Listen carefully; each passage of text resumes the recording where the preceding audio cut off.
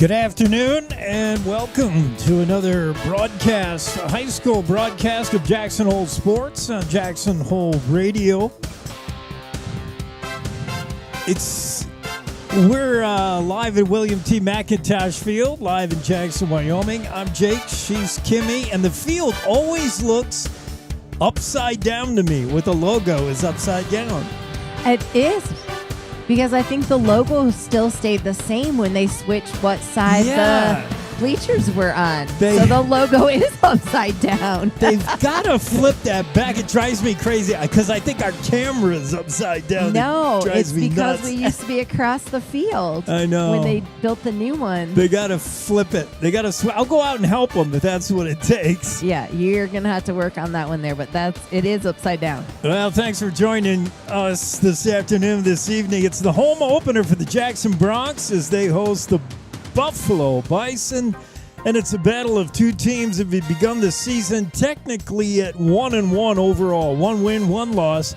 None of these games have counted yet. We're still trying to figure out who's who in the 3A. But we do know the Bison come into this one after losing a very 21-0 game against Lovell, 2A game, but I hear that was just kind of a scrimmage. They didn't really play anybody. Oh, is that their zero week game? That was like 0 for them. It was a game they really didn't even – they wanted it to be a scrimmage, honestly. And then last week they beat up Newcastle pretty good, 34-8. So – Buffalo Bison, pretty good team. They're ranked 4th in the 3A. Jackson Bronx ranked 7th. I think that should be a little better. But the Bronx, of course, started the season on the road with that rare away game in California. They won that one, a thriller, 24-22. And then last week put up a good fight against the Douglas Bearcats. They played really well last week. That's a tough game. That's a long way to travel. Douglas always tough in their own house, 43-25. The final there. So this should be a good one. On paper, it looks to be a very close matchup, I think. We'll have words from Coach Keith Johnson for the Jackson Bronx, and we'll drill down on the matchup, keys to the game, all that stuff. It's part of the pregame show. Kickoff at 6 o'clock. Just 20 minutes from now, it's Bronx Bison coming up after our first break. You're enjoying the Bronx football season right here at Jackson Hole Radio. Hey Bronx fans, want the best security for your home or business? Well, call the local experts today at Pye Barker Fire and Safety, formerly known as Mountain Alarm. Pye Barker provides world-class fire, security, life safety, and surveillance, teamed with unmatched customer service and the highest-rated 24/7 monitoring. With their state-of-the-art systems, you can get text or email alerts in the event of an alarm or view live and recorded video on any device. You can also remotely control your thermostat, lights, locks, garage doors, and so much more. Call 307-733-5844 today to get a free assessment and no obligation quote on a new or upgraded system for your home or business, courtesy of Pye Barker Fire and Safety. Back in the broadcast booth, pregame, and Bison Bronx getting ready to get this one going here at the MAC. First home game for the Jackson Bronx should be exciting. All the action brought to you, as you may have heard, by our friends at Pye Barker Fire and Safety. Faster to any disaster like it never happened. WYDOT, Wyoming Department of Transportation, keeping our highways safe. Jackson Hole Ford, locally owned and operated dealership. Big O Tires, a reputation you can ride on in the Target Plaza. Blue Spruce Cleaners Green, affordable, convenient, and friendly dry cleaning, and Silver Light Fiber Network, the fastest internet in town. We talked to head coach Keith Johnson before the game, and we talked a little bit. We haven't had a chance to meet with Keith Johnson this year, so we asked Coach Johnson, how do you like the 2025 season being here now? You've been here a year, so nothing should be new to you. Now, everything should look familiar. You're starting to settle in. You know what you got. How do you like the 25 season so far? Here's what Coach Johnson had to say. Yeah, we have a consistent coaching staff, and We have a fairly consistent scheme. We changed up our defense a little bit this year to be a little more aggressive. We've added one coach, Ted Larson, who helps with the O and D line. But for the most part, everyone else is the same. I would say coach cohesion is awesome. And we've really been able to get to players and schemes a lot faster. So the main thing I noticed that we're doing better is we're making adjustments faster. And last season, I thought our first season mistake among them was not tweaking things fast enough. And this season, I think we're on top of the necessary changes. And the boys have bought in. They're really into it. How many times did you hear Coach Johnson say faster, speed, all those things, I heard Kimmy? that word a lot. Adjustments. Yeah, this team on the field, I'll tell you one thing. Whatever the Bronx do this season, win or lose, they're going to do it fast. We talked to Coach Johnson about team speed. It's the one thing that jumps out to you on tape about this team. Yeah. Speed, yes, and we've trained for it. Our strength and conditioning coach, Thomas Lower, after chatting with him about our offensive scheme and what we wanted to do, we built the boys for speed, and we have it, and we just need to unleash it a little bit better, and we will. We're super excited about our scheme going forward, so I think you'll see it. And I'm excited for the game, for the Buffalo game. So I think it'll be a little more on display than we've even seen so far. Team speed was evident in Douglas. It's one thing that we talked to the Bearcats coaches, we talked to Bearcats announcers, and they said, you got a pretty good football team. You got a good quarterback, and you guys are fast. Boy, they all said that. They are pretty fast. Tyson Kendall is fast. Cooper Kinsler is fast. The Bronx got some speed burners. Can they utilize that tonight, though, because the Bison are pretty fast as well? This game could come down to defense. Jackson's secondary, very sketch last year. I don't know if we've shored it up a little this year. Run defense is pretty darn good. We talked about the defense with Coach Johnson. We have the athletes to play cover 1 and cover 0, which enables us to do a lot more up front. So exactly, we can move to 3-man fronts, we can move to 4-man fronts, we can move to 5-man fronts, we can send linebackers, which we do a lot, and I think that's going to help us out throughout the year. And then the next thing I'd say is we have a lot of depth. We're 2 deep across every position, 3 deep across some, and we have only a handful of players that are going both ways. So we have a lot of team depth, and that's going to help us into the end of the year.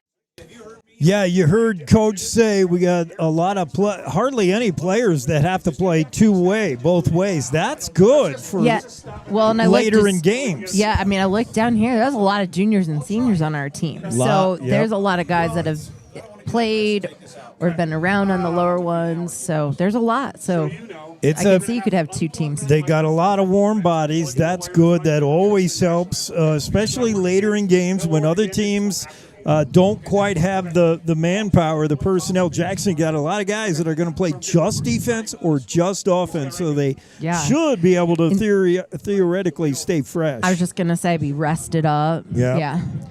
Let's take one more break. We'll come back and we'll take a look at Buffalo Bison and the Jackson Bronx in a little more detail right after these. You're enjoying Bronx Pregame on Jackson Hole. Hey, moms and dads. You're teaching us stuff every day, even when you don't mean to.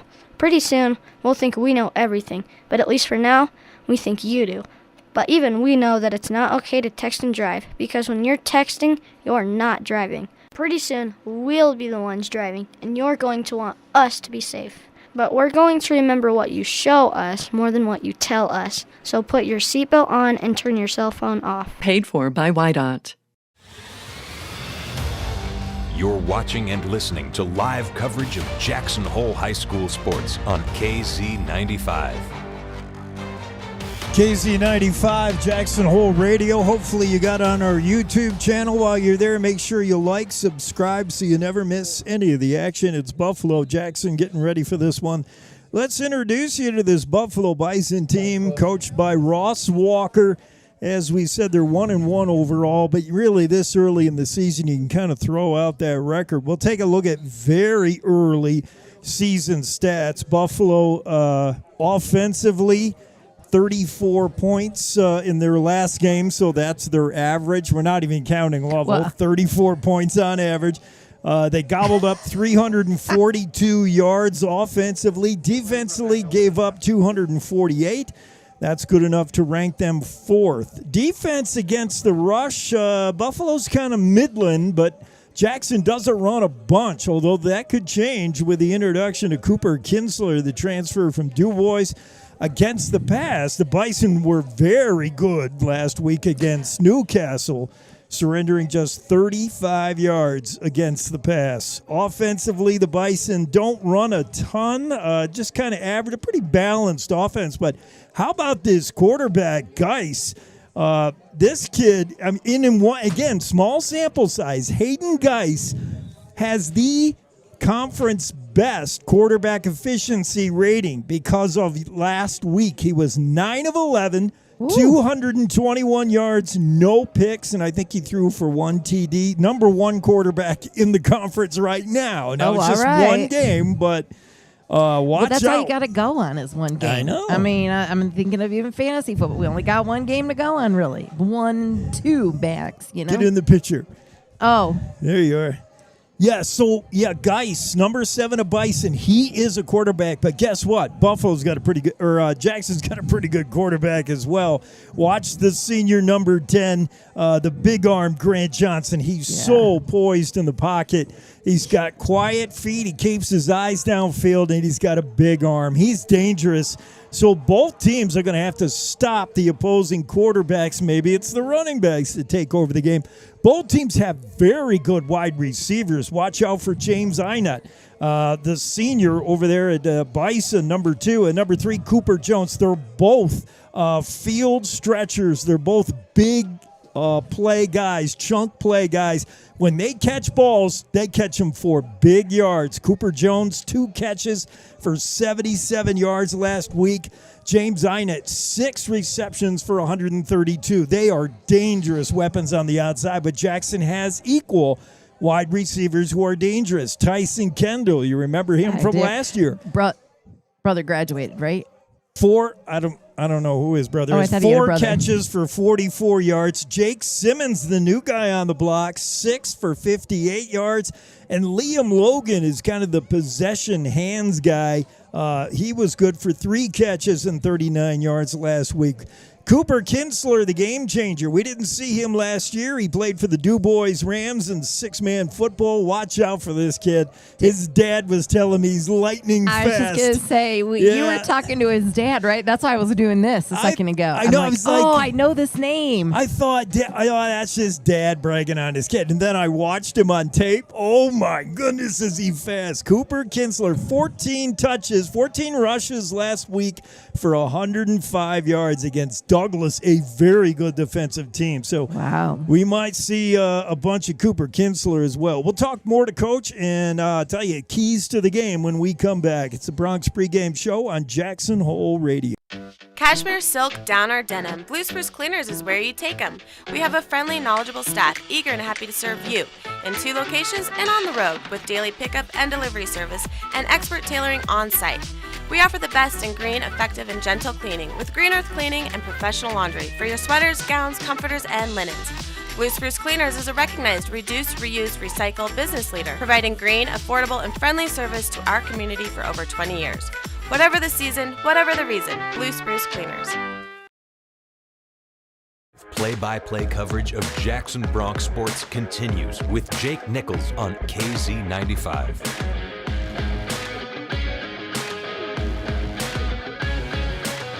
Yeah, it's Jake, it's Kimmy, it's Jackson Hole Radio, and we're getting ready for the home opener here. So exciting to bring you another season of football. Can't wait. Let's take a look at, we mentioned some players that you're going to have to worry about for the Bison.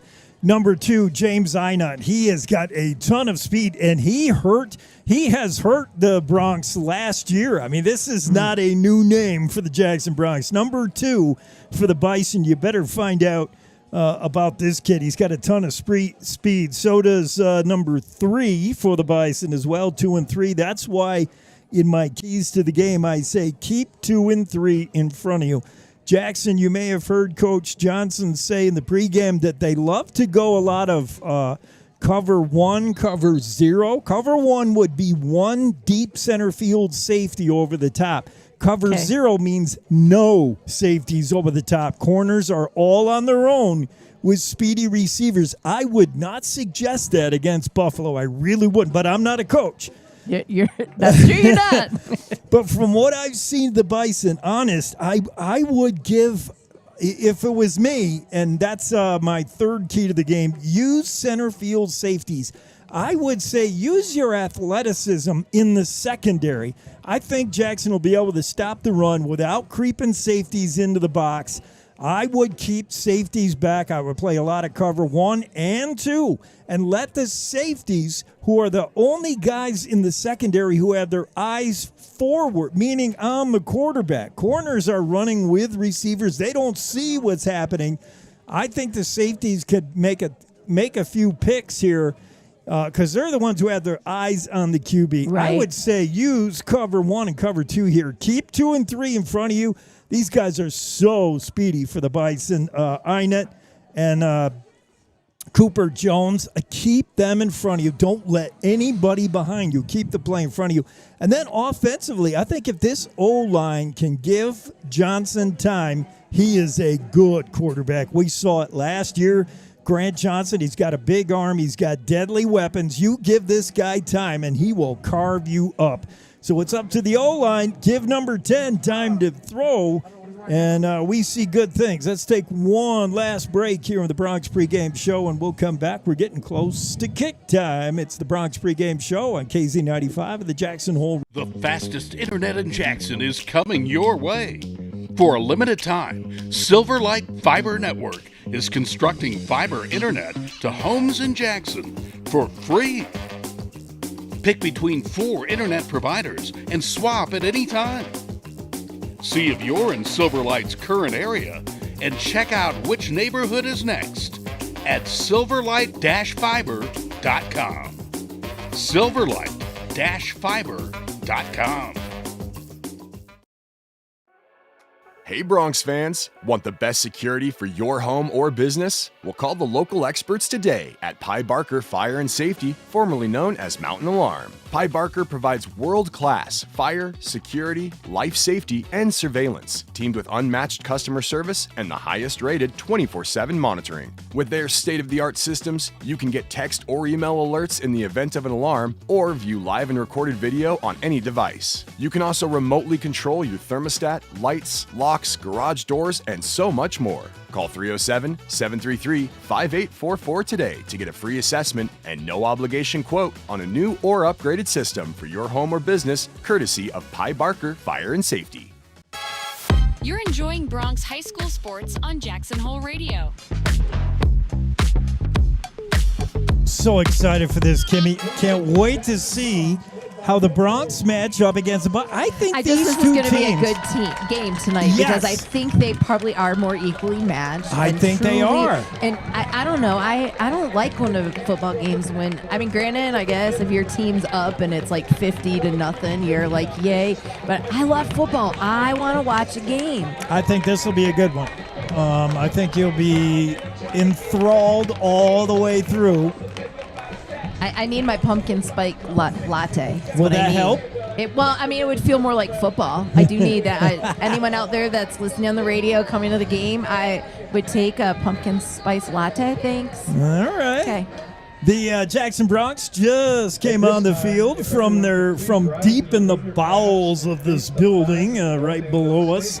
They're dressed in their home black, trimmed in orange, as you can see if you're watching along with us. If you're on the radio, it's the Bison on the other side of the field from Buffalo, and they're wearing their road whites trimmed in gold and black.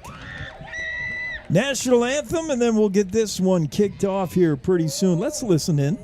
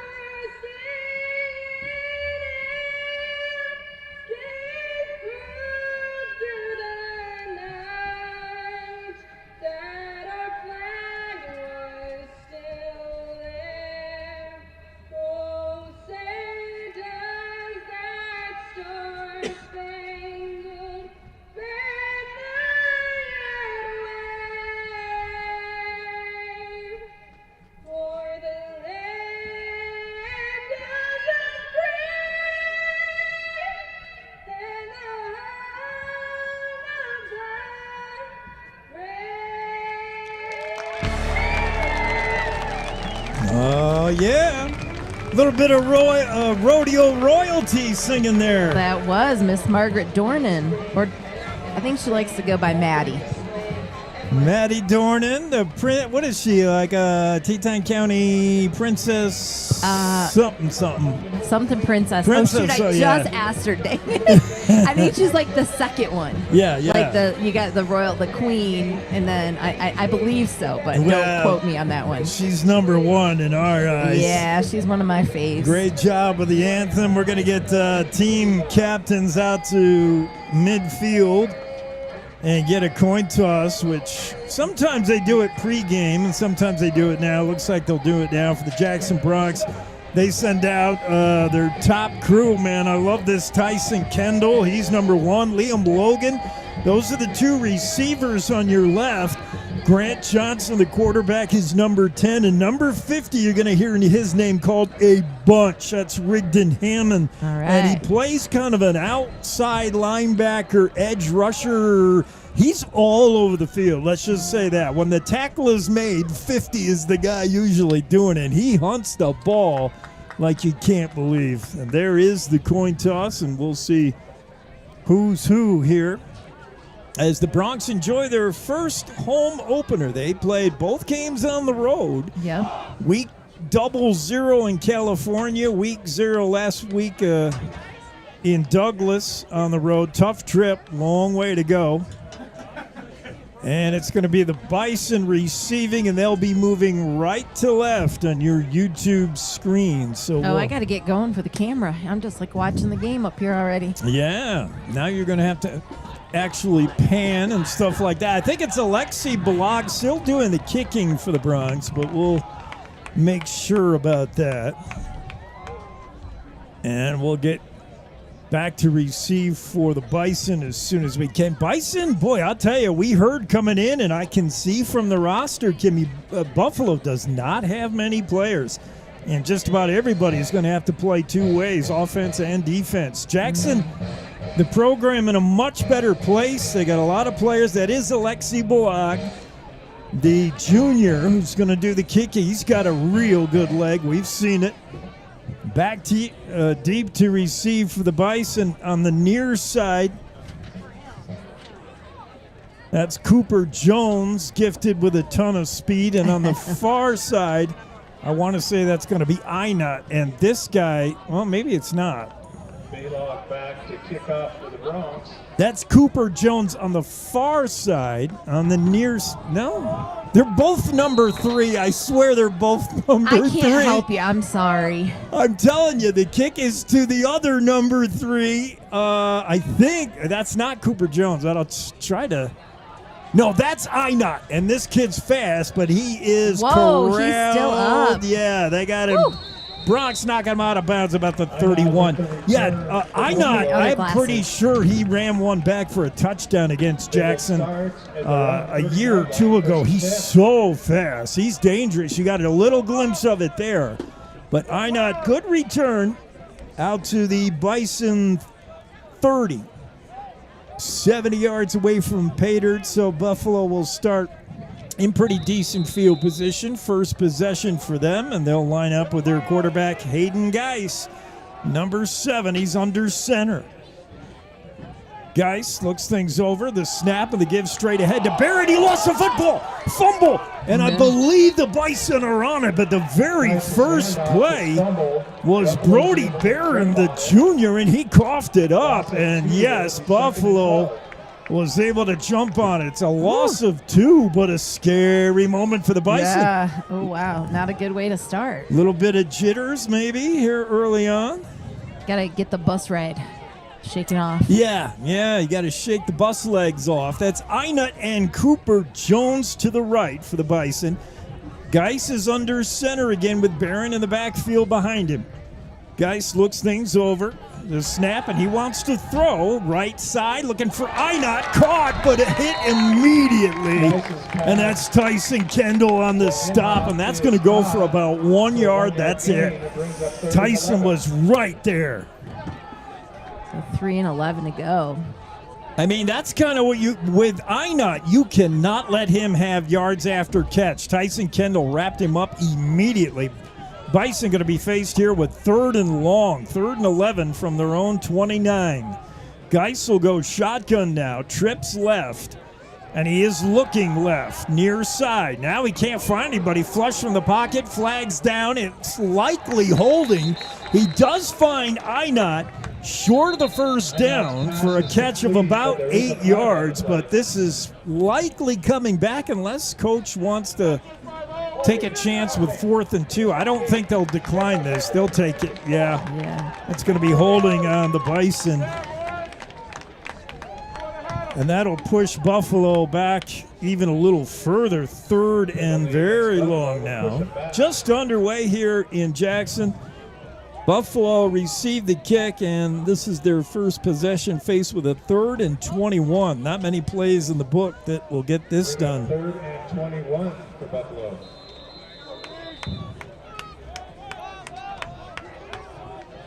Geis lines him up. He's going to go shotgun. Twin receivers left and right. Barron in the backfield with him, probably there to pick up a blitzer. We'll see. He is looking to throw. Geis lofts one near side. That's caught by Einot, and he got behind everybody. What did I say? Wow. 3rd If he and wouldn't long. have tripped, man, he was off. It's Cruz Morales. That was Einot on the catch. On the coverage for the Bronx was Davis Mullen. And too many times Jackson has given up a 3rd and long and let receivers get behind them. What was my keys to the game? Don't let 2 and 3 get behind you. Einot with a big catch. Buffalo first down at the Bronx 43-yard line. They give this to Barron, and he's going nowhere. He lost 4 on that play. He fumbled on his first touch, and that time Jackson was all over it. One thing the Bronx do well defensively is defend the run. The pass, not so much. But they let Barron get nowhere there. Loss, they're going to say, of 3. It'll be 2nd and 13. In the gun is Geis. Hayden, the junior quarterback, wants to throw. Right side, James Einot dropped it. Tough for the senior receiver. Little flare out. They were going to let Einot try to run with it in the flat, but he never secured the ball, so it'll be 3rd and 11. And what are they waving around there? Nothing, I guess. 3rd and 13 for the Bison. They're at the Jackson 46, their first possession. They converted a big 3rd and long. Trips right. Geis gets the shotgun snap, dropped it, picks it right back up. It bounced right back into his arms. Chased by Zalesnik, and then finally knocking out of bounds. And that's Owen McGowan on the stop. Noah Zalesnik, the middle linebacker, put the heat on Geis, and he tried to turn the corner, but Owen McGowan said no way. The senior made the tackle out of bounds. They got a punt. Buffalo will set up to punt. Jackson sends back a lone receiver at the 5, and I'll try to see who that is. Turn your number at me. And it looks like Cooper Kinsler, the speedster. Here's the punt. It's short, and it's out of bounds. Kinsler never gets a chance to handle this. Pretty good punt if you're Buffalo. You don't want the ball in Kinsler's hands. And they knock it out of bounds at about the 17-ish, around there somewhere. It'll be 1st and 10. So Buffalo, a big conversion on that pass play that just can't happen. I mean, 3rd and 20-something, you can't convert those. You just can't give those up, and the Bronx just do that too often. But it didn't come back to hurt them. And here's Jackson with their first possession of the night. Quarterback Grant Johnson, of course. Tyson Kendall, one of his favorite targets, is number 1. Keep an eye on him. He's split far left to the top of your screen. Meanwhile, it's trips right. Jackson really wants to spread it out here as they go empty backfield. Cooper Kinsler in motion. The snap. Johnson going to feed Kinsler with a little pass in the flat. He breaks one tackle, and now he's knocked out of bounds at the 20-yard line. A pickup of about 3. Kinsler did a good job to elude the first tackler. That was Ezekiel Ramirez, but then that just bought the Bison time to get all their teammates up there. And coming out of the game injured a little bit is Cooper Jones. Buffalo can ill afford to have anybody get hurt in this one, especially not Jones. It'll be 2nd and 7 for the Bronx. The ball at their own 21-yard line. Long delay here as the referee's allowing that injured player to get off. Now we're ready. Grant Johnson with Cooper Kinsler in the backfield with him. 2 receivers to the left, 1 to the right. And the handoff is to Kinsler, coming our way, bottom of the screen. He gets to the 25, and that's all. It'll bring up 3rd and about 2. See what Coach Johnson wants to do here. The Bison, I got a feeling Buffalo knows who number 4 is. I think they watched some film on those first 2 games. They might have. No huddle here. Jackson trying to go in a hurry. Almost got the offsides drawn, and now Johnson wants to know. He's looking at the sideline, I think, for the play. He wants to know whether that was an encroachment. 3rd and 2. The snap, and the give is to Kinsler. No, it's going to be a keeper, and short of the first down. A good job to stop that. Ezekiel Ramirez and Brendan Packard stopped Grant Johnson on the play fake. It looked like he was given to Kinsler. He decided to call his own number, and here's the first big decision for Coach Johnson.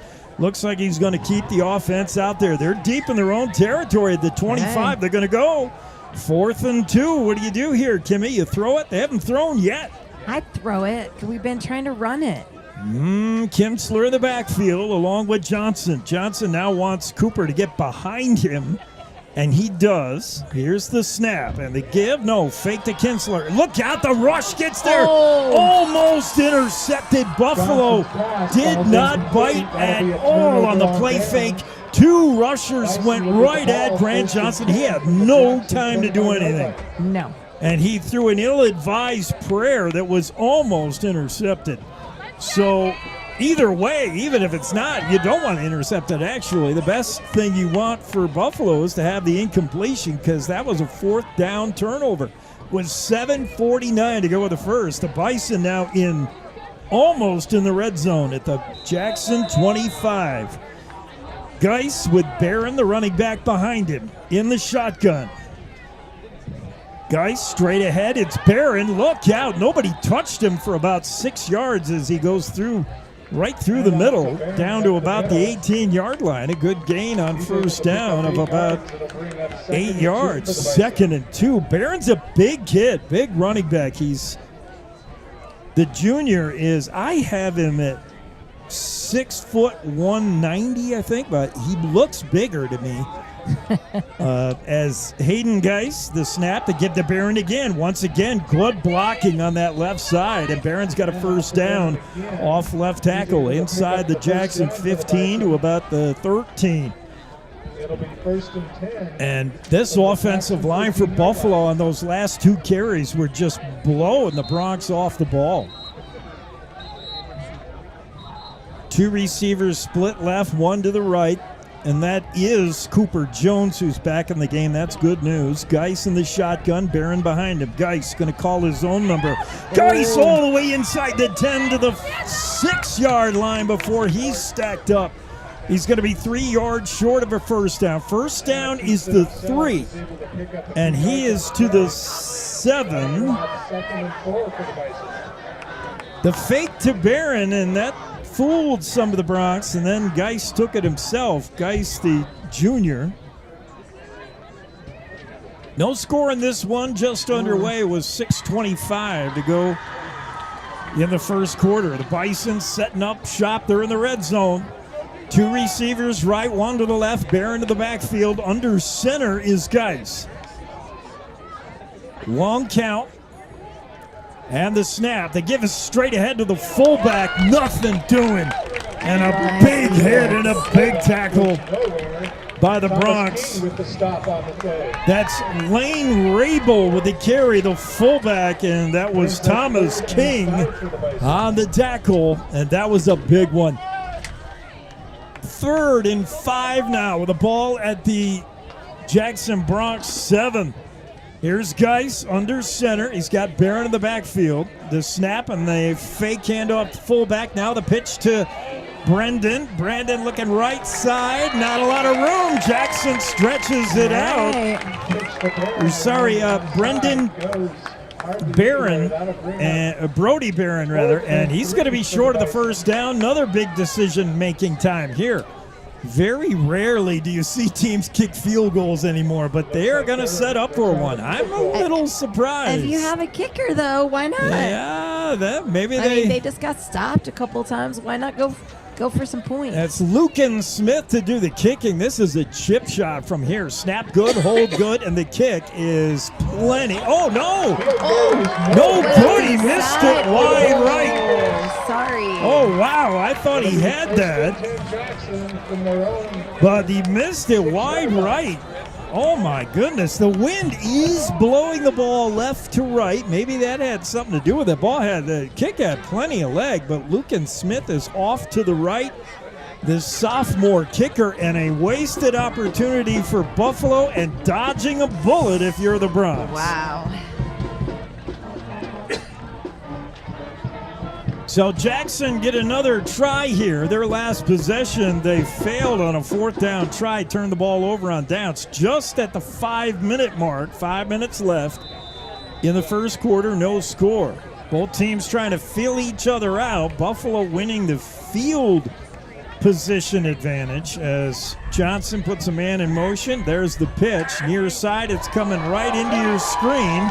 And a pretty good gain out of bounds at the 31-yard line. Nice pitch to Jake Simmons, the wide receiver.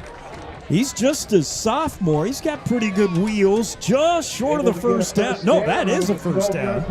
They're very slow to move this. They still haven't moved the sticks. They can't run this play. They cannot run that. This first down marker's not in place, but they're going to run it. Johnson looking long here, and he's got a man. That's complete. Beautiful pass, but they're calling it incomplete. Oh. 2nd and 10 for the Bronx. They're going to call that incomplete intended. I thought that was looked caught. Good from up here, but I guess my eyesight's getting kind Now of bad. the sideline crew finally gets in place. That pass intended for Tyson Kendall. And Johnson had him. He actually hung him up a little bit, but incomplete. 2nd and 10. Jackson at their own 33-yard line. Johnson, empty backfield. Going to throw quickly. It's Tyson Kendall. Kendall gets the ball in the flat. He's got a first down and more. Tyson Kendall down the left sideline, and he's going to go all the way. Tyson Kendall, touchdown. Well, just a simple pass in the flat as you take a look at the replay. And Tyson Kendall, too much speed. We talked about the Bronx speed. And Kendall all the way down the left sidelines for a 58-yard touchdown strike. Here comes the point after. And Jackson has strike first. 6-0, depending on the PAT. Alexi Balog will do the kicking. Snap good, hold good, and the kick is no good. And he missed that one to the That left. looks good to me, but all right. I can't see from up here. That one looked like good it to went me. right to the middle. What am I missing? Oh, my. I know. So on the Big O scoreboard, we do have some action. By the way, the Big O scoreboard, Big O reminds you about their tire protection plan. It's available for lifetime protection on your new tire purchase. Ask Big O about it. A reputation you can ride on. Big O scoreboard showing Jackson 6, Buffalo nothing. 4:04 to go in the first. We'll keep it right here. Well, that was an easy play. They tried Tyson Kendall on a long one, couldn't hit it, so they threw a short one to him and said, Tyson, you do the rest. You just go. Come on. And he did. Man. Tyson Kendall, this is going to be a game about speed. Both these teams blessed with a ton of speed. So don't blink. If you go to the refrigerator for the next beer or Pepsi, do it quick. Or my pumpkin spice Or latte. your pumpkin. You better make a fast run because, man, anything could happen in a big, big hurry. Back to receive the kick for the Bison. And let me double check this. That's Einot on the near side, Cooper Jones on the far side. Einot's the guy that you kind of want to avoid, I think, if you're me. We'll see what Alexi Blog does here with the kick. And he's going to boot it to Cooper Jones, the other guy, and that's out of bounds. Actually, that is Einot on the far side. Then their number 2 and 3 look exactly alike. Well, the kick is out of bounds, but it's through the end zone, right? So this will be a touchback, yeah. And I think that's the best course of it. If you're Alexi Balog, the kicker for the Bronx, I don't think you want Einot touching the ball at all, and you probably don't want Cooper touching it either, Cooper Jones. I think if you've got the leg, just knock it through the end zone. Don't let either of those guys handle it. Ball comes out to the 20, especially in high school. In pros, touchback, you know, the ball comes out farther, 30, 35 now, the way they got those weird kickoff rules. Say they changed. I thought, yeah. In high school, you start from the 20. That's not good field position anymore, really. Here comes the Bison. Man in motion is Einot, James Einot, as he moves left to right to the top of the screen. In the shotgun is the quarterback, Geis. Einot coming the other way now. Geis wants to throw. He wants Einot, the speedster. James Einot, and he is Selesnik, meets him first. And then he was followed up by Garrett Seals. Noah Selesnik, the first guy there. Seals, the second guy. They did not let James Einot get going. And that's a smart. Once he gets motoring, he's tough to stop. He's so fast. That play did pick up 4, but that's not too bad if you're the Bronx. 2nd and 6. 2 receivers left, 2 right. It's Barron in the backfield. In motion is Einot. The snap to Geis. Geis looking Einot's way, but now he wants to go deep. Oh, and he overthrows his man. Pretty good coverage. Pass intended for Bradley Burke, but right there with him for the Bronx who is that playing center field? Is that Travis? It's not Travis Munn.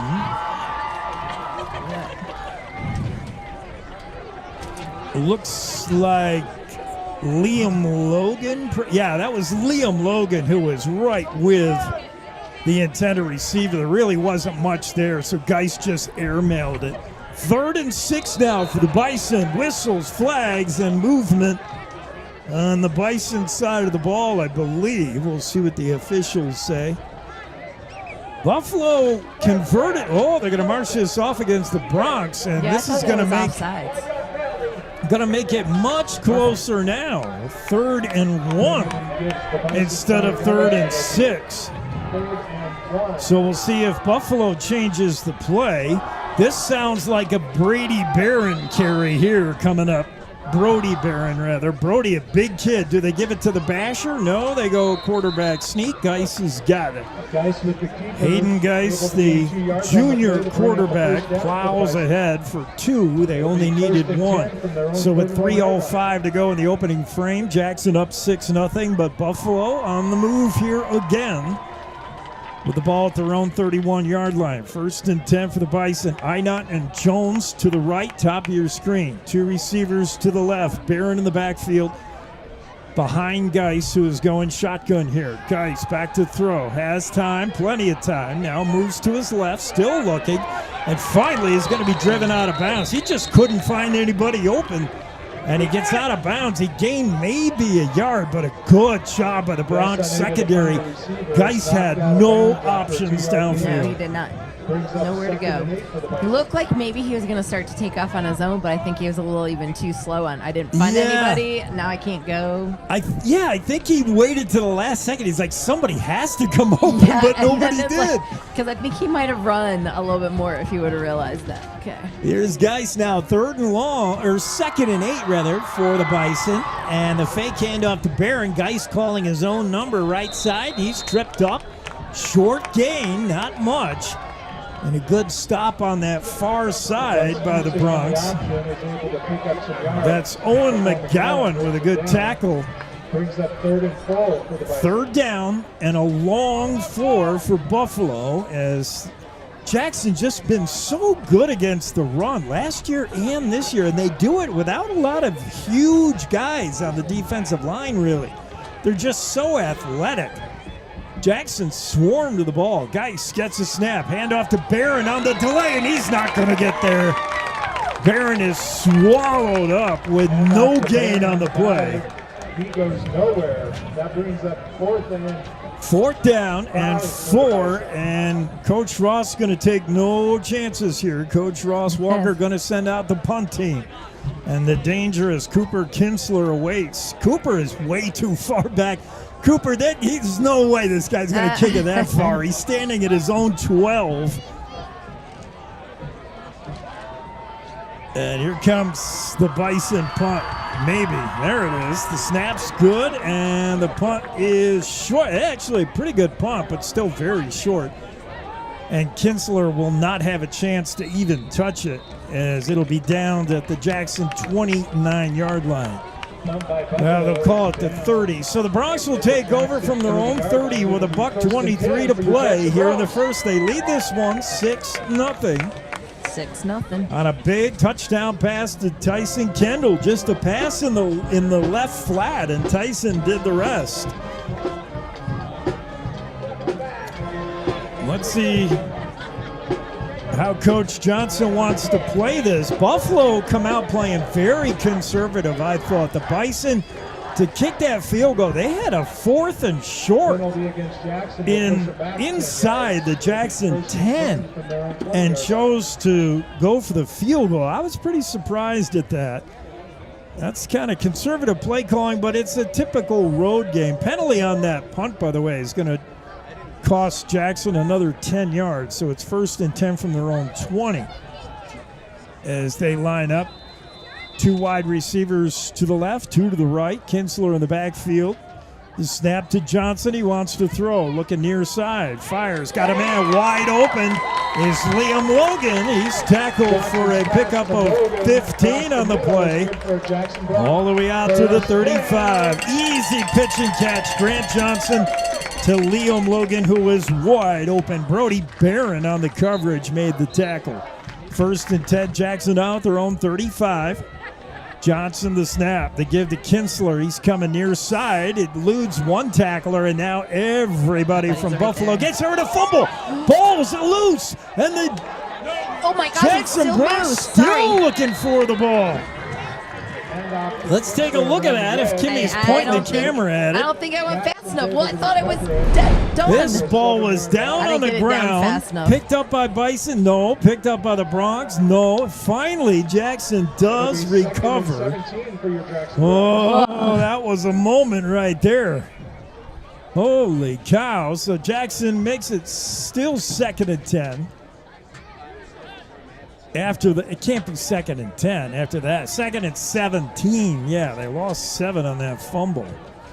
That's the bad news. Good news is they still have the ball. Here's the snap. Johnson going to throw to Cooper Kinsler out of the backfield. Kinsler trying to use his blockers and does pick up 7 yards back to the original line of scrimmage to the 35. That's still going to leave a 3rd and 10.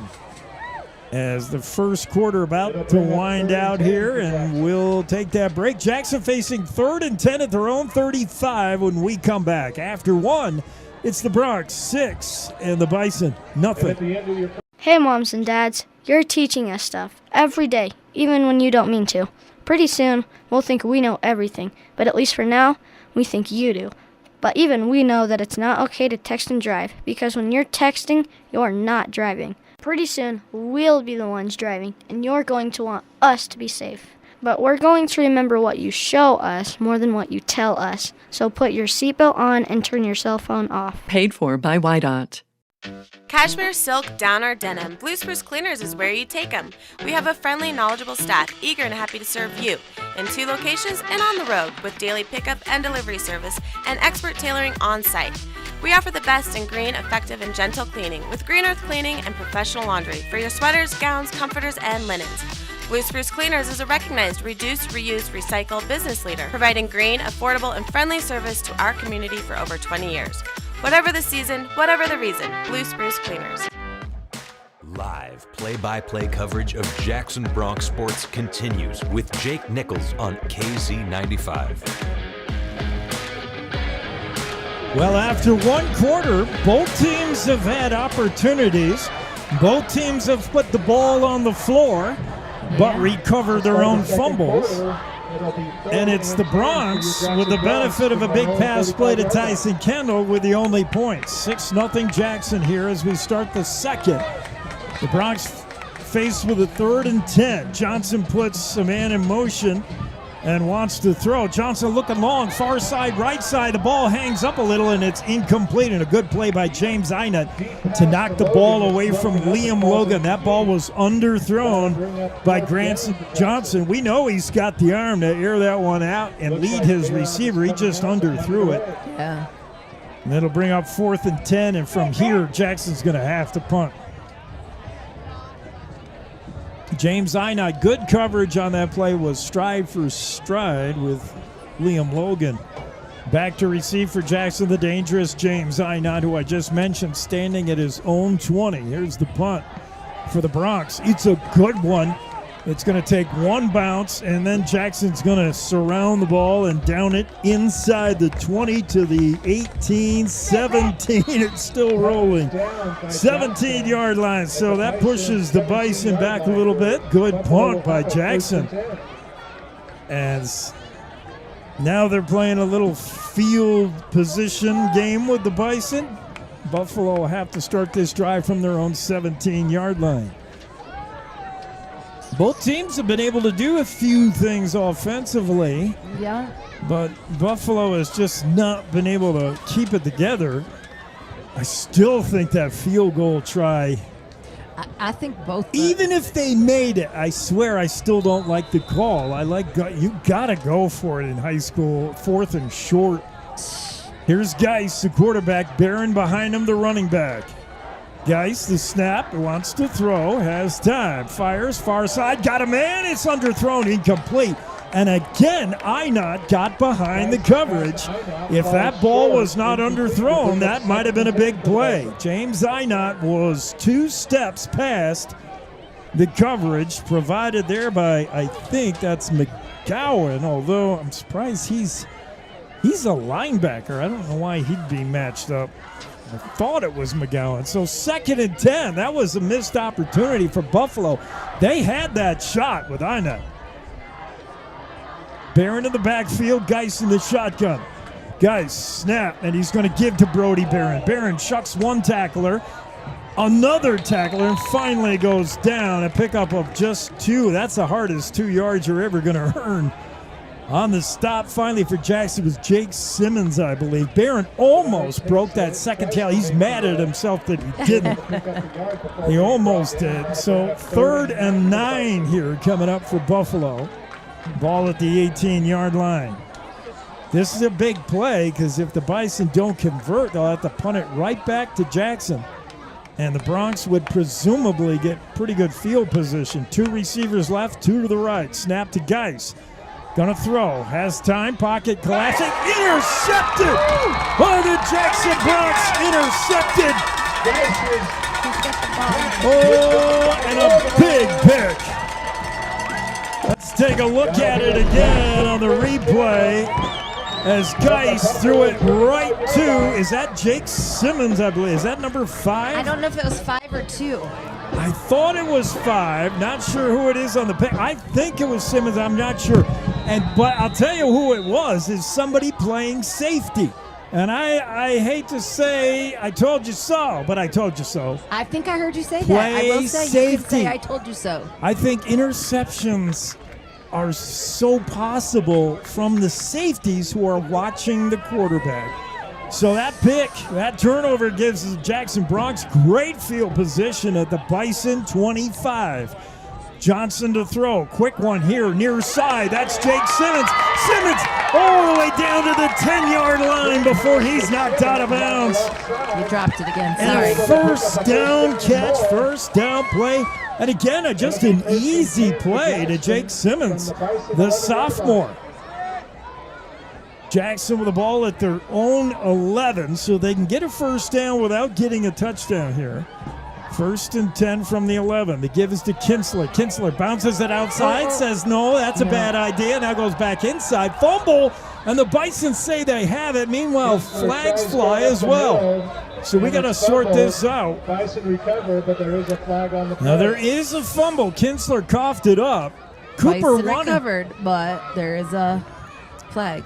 So Cooper wanted to get outside, but when you saw 2 Bison there, he's like, "Whoop, bad idea." He bounced it back inside. That's when he fumbled. The Bison are clapping, so they like it, and they've got it. So a turnover followed by a turnover, and back and forth we go. Holding by Jackson, so Cooper Kinsler with the costly fumble. Jackson was looking to punch it in for a 2-score lead, and that all goes away. Bison with the football now at their own 11-yard line. Tough break for Jackson. 2 turnovers in the game now. The pick by Buffalo and the fumble by Jackson. 1st and 10, Bison deep in their own territory.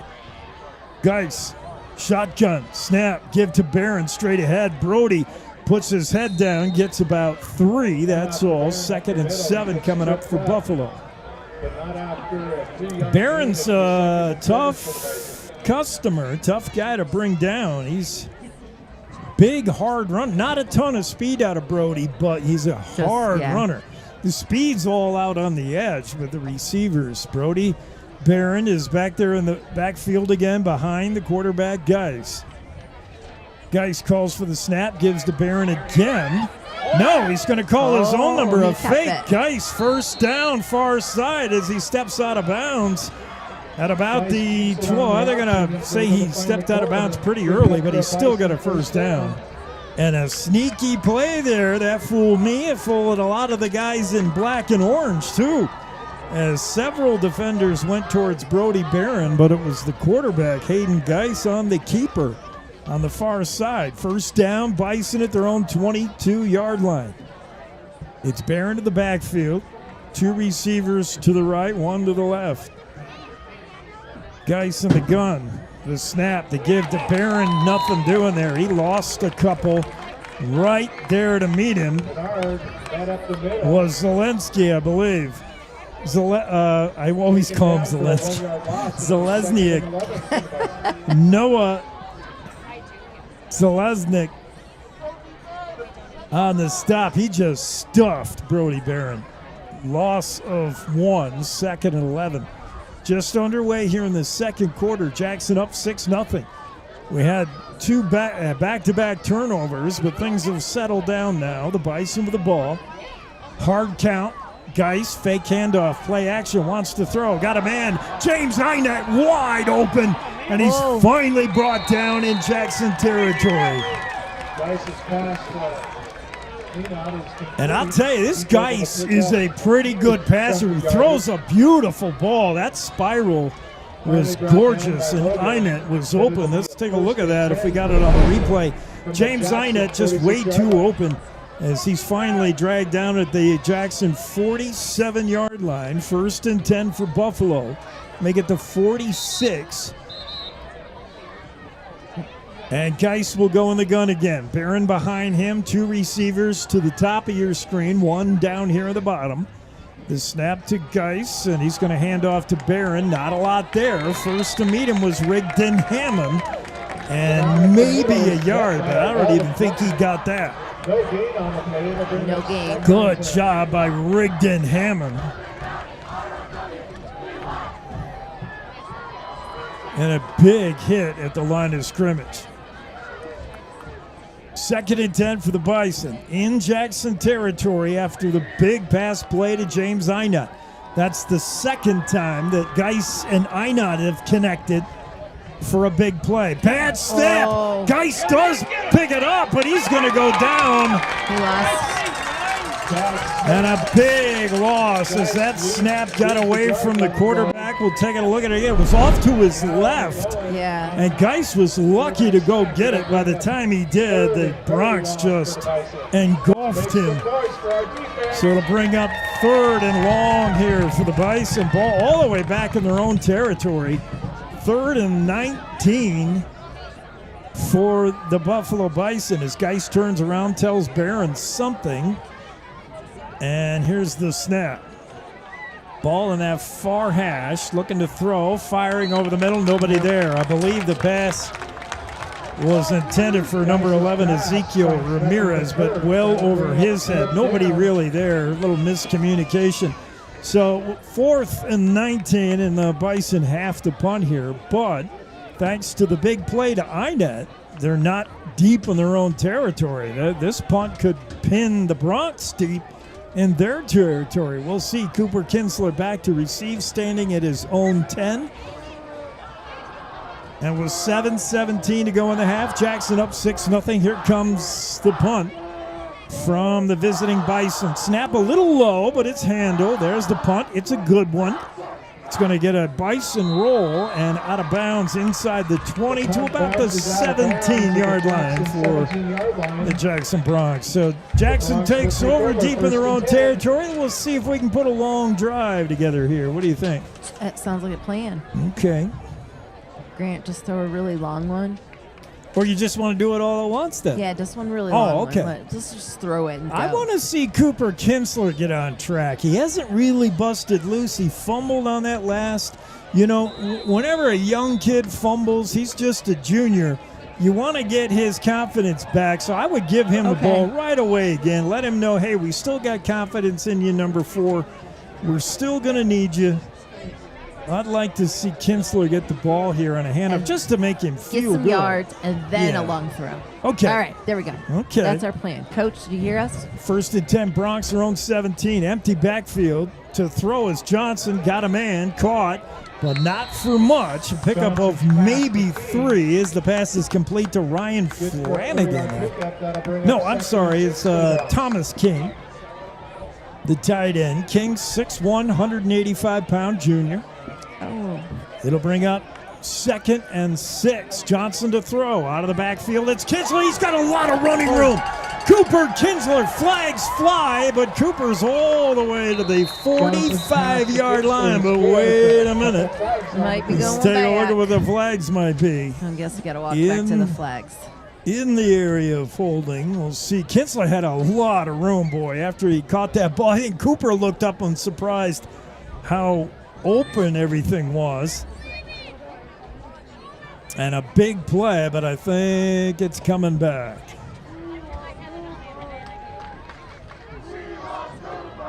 Yeah, mistakes have been the issue here in the early season. It is going to be holding on the Bronx. Ooh. And negates a big Cooper Kinsler play. So instead of 1st down at the 45, we're going to make it 2nd down at their own 11. Ooh, that's so sad. I'm going costly. the wrong way. Very costly. Plenty of time to go in the first half. 6:38 to go in the second quarter. Grant Johnson with Cooper Kinsler off his right hip in the shotgun. 2 receivers left, 1 to the right. Johnson looks over the pre-snap defense, and the give is to Kinsler. No, he's going to keep it himself. Grant Johnson going to be pulled down at the 15-yard line. Pickup of a few, but they need more than that. As Grant Johnson is dragged down at the 15. 3rd down 11 for the Bronx. Deep in their own territory. This is a tough play here because it's likely not 4-down territory. If you don't make up at least 8-9 yards here, I don't know if you go for it. So big play coming up. Grant Johnson snap. He wants to throw. Has time. Plenty of time. Now flushes left. That's a wrong way to go, Grant. And he's finally sacked. He throws the ball out of bounds, but that's going to be a sack all the way back to the Bronx 5. Initially, Johnson was looking to pop out of the pocket to the left side, but Ezekiel Ramirez was right there and licking his chops. And then Johnson went the other way, but that wasn't much better either. Nope. Ooh. And now the Bronx will have to punt from deep in their own end zone. All the way back, standing on that end line, is their punter. And that is Alexi Balog to do the punting. He's deep in the end zone. Back to receive is James Inot, standing at nearly midfield on the Bronx logo. You're enjoying Bronx. is short. Einot's going to let it bounce, and it's going to take a Jackson bounce all the way to the Bison 43-yard line. Beautiful Jackson bounce. So, yeah, both these teams are not covering punts very well because their punt returners are just playing too deep. Yeah, they're thinking. But as soon as they move up, someone's going to kick it far, and then we're going to have a problem. If someone kicks the ball over your head, then they kick it over your head, let it roll. But, when you're too deep and you let that ball bounce and roll in front of you, you're giving up a lot of yards. All right, 5:04 to go. Bison with the ball at their own 43-yard line. Geis in the shotgun. Gets the snap. Hands off to Brody Barron. Brody across the 45 to the 46. Good run on first down. Picks up 4. It'll be second and 6. 4 up the middle. Finally brought down by Seals. It'll be 2nd and 6 for the Bison. On the stop for the Jackson Bronx is Garrett Seals. Seals, the 5'11", 155-pound junior. 4:35 and counting to go in the half. Jackson up 6-0, courtesy of a Tyson Kendall touchdown catch. He did most of the work on that play. As Geis barks out the count now. Gets the snap, pitch, far side, left side, looking for room and finding some near the first down. That's Brendan Packard, who put his head down right at the end of that play and just short of the first down. We'll see where they mark it. I don't think he got it. Maybe he did. Oh, they got a flag down. Okay, that's the problem. So hang on. Packard went down right around the Jackson 47, and the flag is on the Bronx. So, yeah, they're going to mark this off on Jackson. Big penalty. It'll bring the ball all the way down to the Bronx 32-yard line. Wow, costly penalty. I didn't see what it was. I didn't hear either. Tough break there. 1st and 10, Bison knocking on the door again. Buffalo's been here a couple times, but have been unable to come away with points. Geis looks things over. He's got Barron in the backfield with him, and the give is to Brody Barron. Not anything. Sorry, that's Packard, and he's going to lose to Brendan Packard, the sophomore, and he is surrounded by 3 Bronx tacklers for a big loss. 2nd and 13 coming up for the Bison. Time still not an issue here. Buffalo, plenty of time. They would love to get a tying score here. Bronx defense is asked to stiffen yet again. It is Packard still in the backfield with Geis, the quarterback. Geis wants to throw. Does. He's intercepted! Intercepted by the Jackson Bronx! And it's coming all the way back to the Bison 16-yard line. Oh, my! Liam McPeak!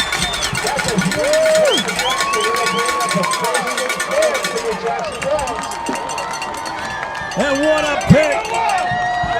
Let's take a look at it again as Geis has just thrown his 2nd interception of the day. And all the way, the huge run back. How about that? Jackson now deep in Bison territory. And Noah Selesniak with the sign, the no passing zone. I guess so. Do not attempt to pass here.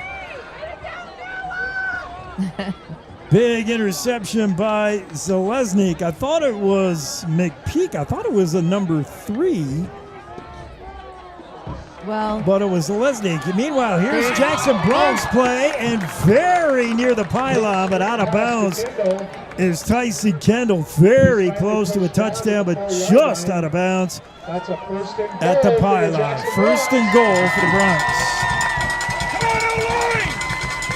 Jackson trying to punch it in here, take a 2-score lead. They're up to the line of scrimmage in a hurry. I don't like that mark. Boy, they put that ball at like the 4-yard line. I thought Kendall got out of bounds at the 1-foot line. Timeout here by the Bison. With the timeout, a good chance to remind you that Our friends at Ford, JH Ford, will meet or beat any offer. Their low overhead means you don't have to drive to Idaho Falls or Salt Lake or Denver for the deal. Your best deals are right here in town at Jackson Hole Ford, sponsoring this Timeout Bison, as they try to figure out a way to stop the black and orange, who are right there, courtesy of their second interception of the night. Jackson's turned the ball over once on a fumble. The Bison twice on 2 picks of quarterback Hayden Geis, who we said coming in was 9 of 11, no picks. He had the best quarterback efficiency rating in all the 3A, but Geis he has not met the Jackson Bronx yet. First down, goal to go from the 4 for the hometown team as Johnson brings them up. Cooper Kinsler to the right of Johnson in the shotgun. Johnson, the snap, wants to throw. Kinsler out of the backfield, caught and dragged down immediately. What a play by Cooper Jones. That's Cooper on Cooper violence right there. As Cooper Kinsler out of the backfield caught that ball, turned, and had no room to do anything. Jones was right there.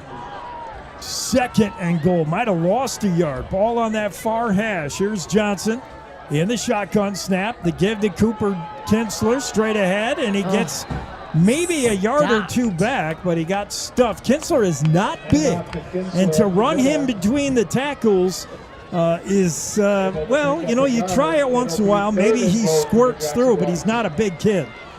It'll be third and goal now from about the 3.5-yard line. Oh, the fans are getting restless. They want the Bronx to punch this in. Johnson gets the snap. Pressure immediately. Throws. Caught. Touchdown, Bronx.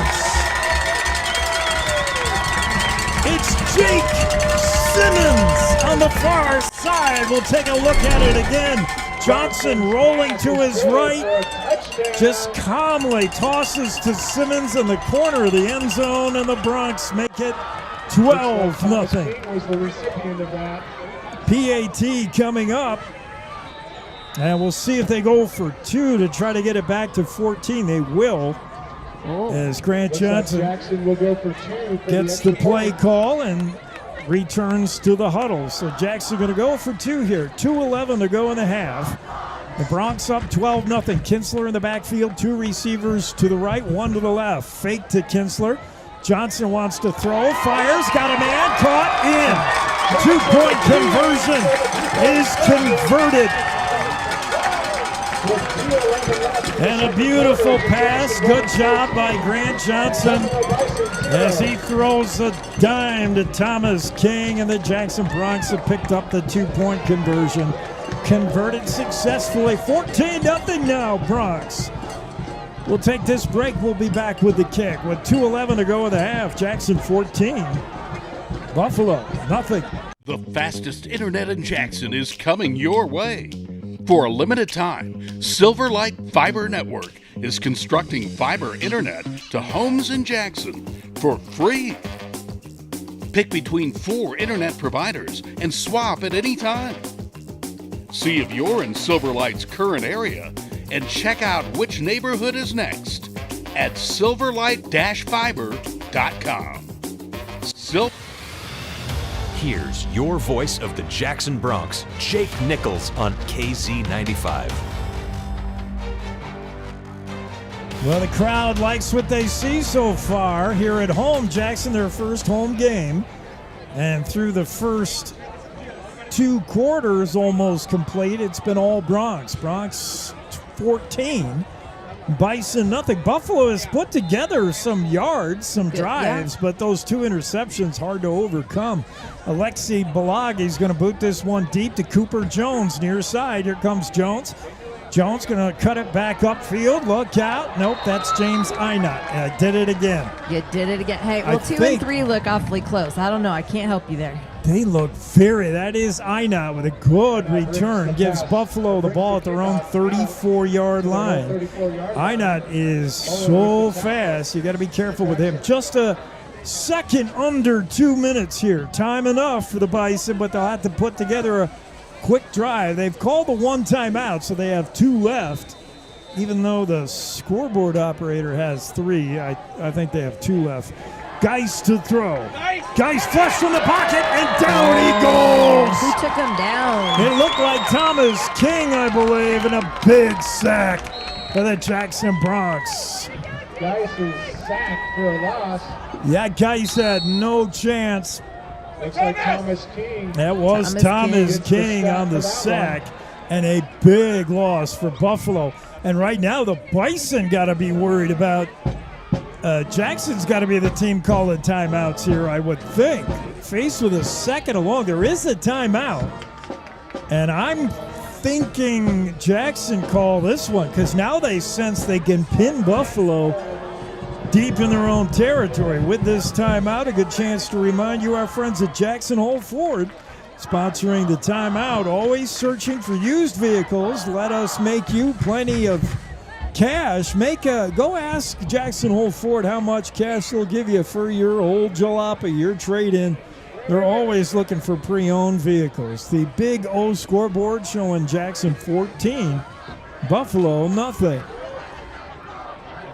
And a big play coming for Buffalo. We've seen the Bison convert a long 3rd and long.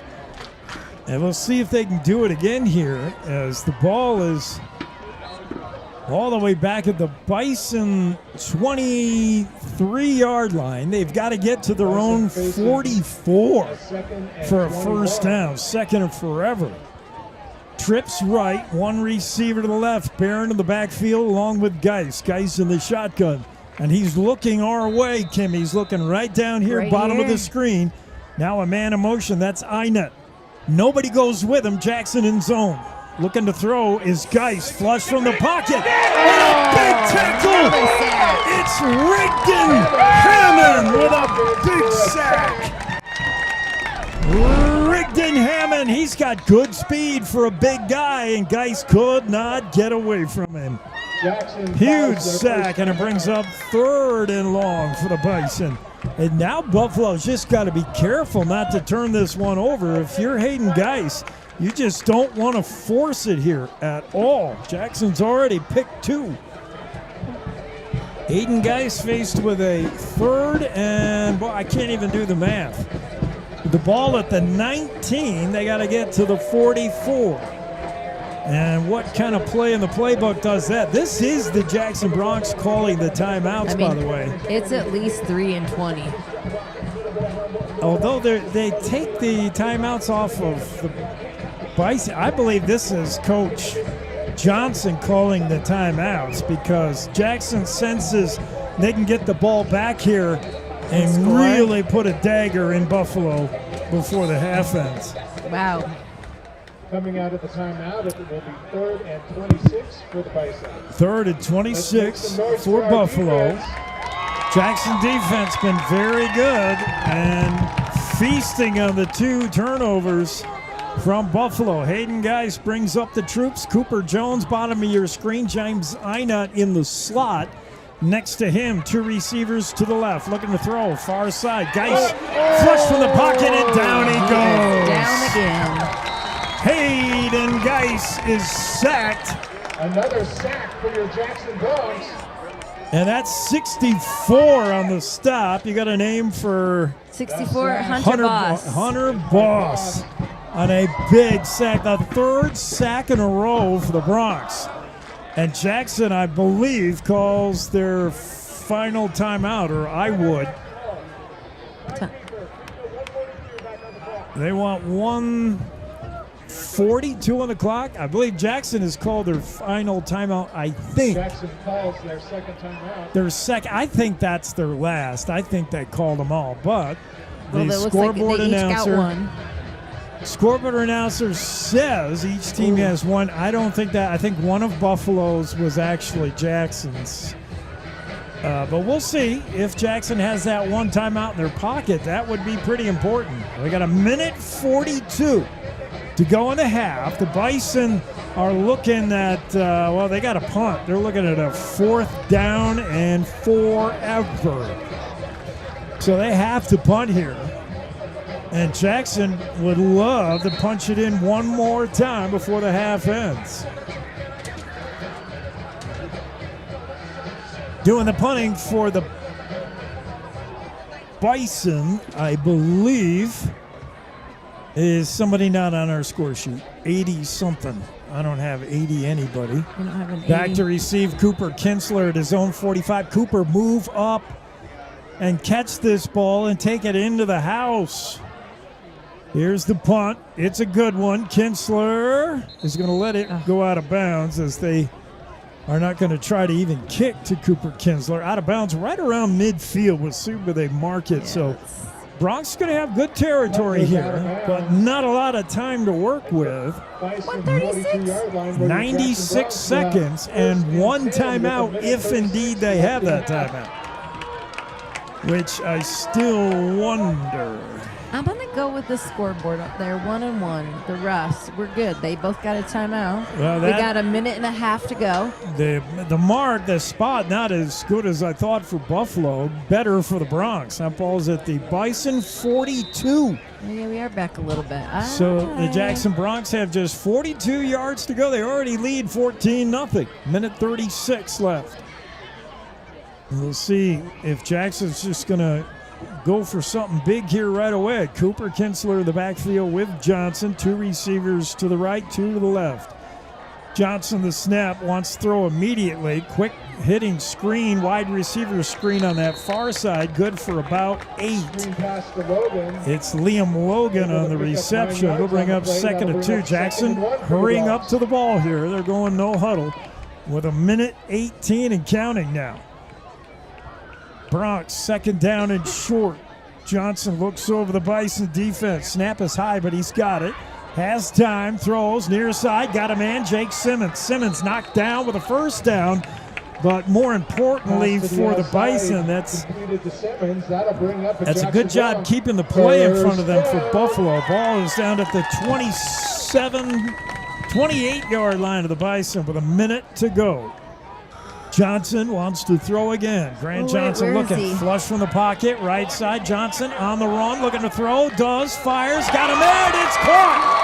Out of bounds, it's Jake Simmons to the 7-yard line. I didn't get that very good. They went back farther than I thought. Einach was on the coverage, but a big reception from Jake Simmons.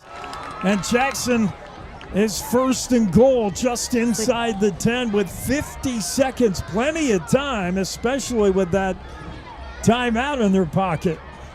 Johnson looking to the sidelines, gets the play. Simmons got out of bounds, so that stops the clock. You can huddle here. You can call 2 plays if you need to.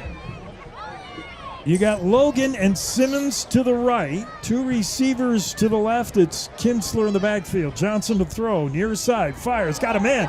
Tyson Kendall breaks a few blockers, and he's down to the 1-yard line. Tyson Kendall, so close as he broke about 3 tackles. There's Kendall, the reception, and he almost punched it in.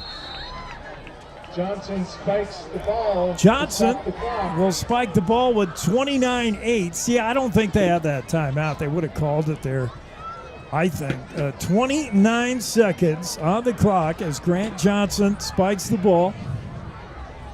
Jackson 1st and goal at the 1. Bring up 3rd and goal for your Jackson. 3rd and goal, sorry. At the 1-yard line. Johnson comes back in for the sideline with the play. What do you do here? You just need one. I think push, quarterback sneak. No. Grant Johnson, keeper, I think, That's what I would off do. tackle somewhere, maybe. Johnson, the snap, the give to Cooper Kinsler, and he is not going to get in. Oh, Just one more short try. with 20 seconds and counting. What do the Bronx do? They're going to go. Yeah, they don't have that timeout, or they would have called it. They're going to go. 4th and goal from the 1. Johnson, the snap. He wants to throw. Johnson fires. Incomplete. Overthrew Liam Logan. And the Jackson Bronx, I think a little bit of clock mismanagement. And the play calling, I don't know. But they are going to turn it over on downs at the 1-yard line. And if you're Buffalo, the sound you hear now is a sigh of relief. The Bison were looking at heading to the locker room 3 scores down, but they hold the line. Cooper Kinsler, the one downside of a Kinsler who is so fast is he's not real big. And on that last carry, on 3rd and goal, he just doesn't have the size to run between the tackles. He's 5'8", 150, the junior. 1st and 10 for the Bison. They're just going to quarterback sneak it straight ahead, and that will do it for the half. So after the first half of play, it's Jackson 14, Buffalo nothing. We'll be back with a halftime show right after these words. You're enjoying Bronx football on KZ95, the Jackson Hole Radio Network.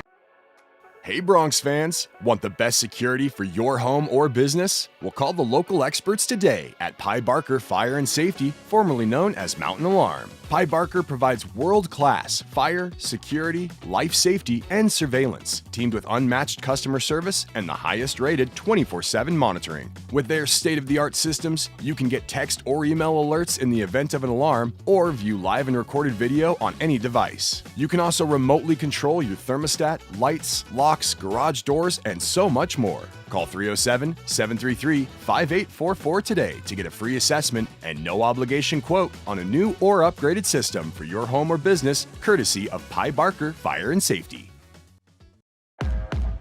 Live play-by-play. Before we get to the halftime stats and recap, I don't want you to miss a chance to see the Jackson Hole dance team, right?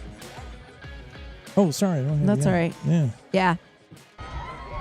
Yeah, let's see them do their halftime show, and then we'll wrap up what we just saw over the last 2 quarters.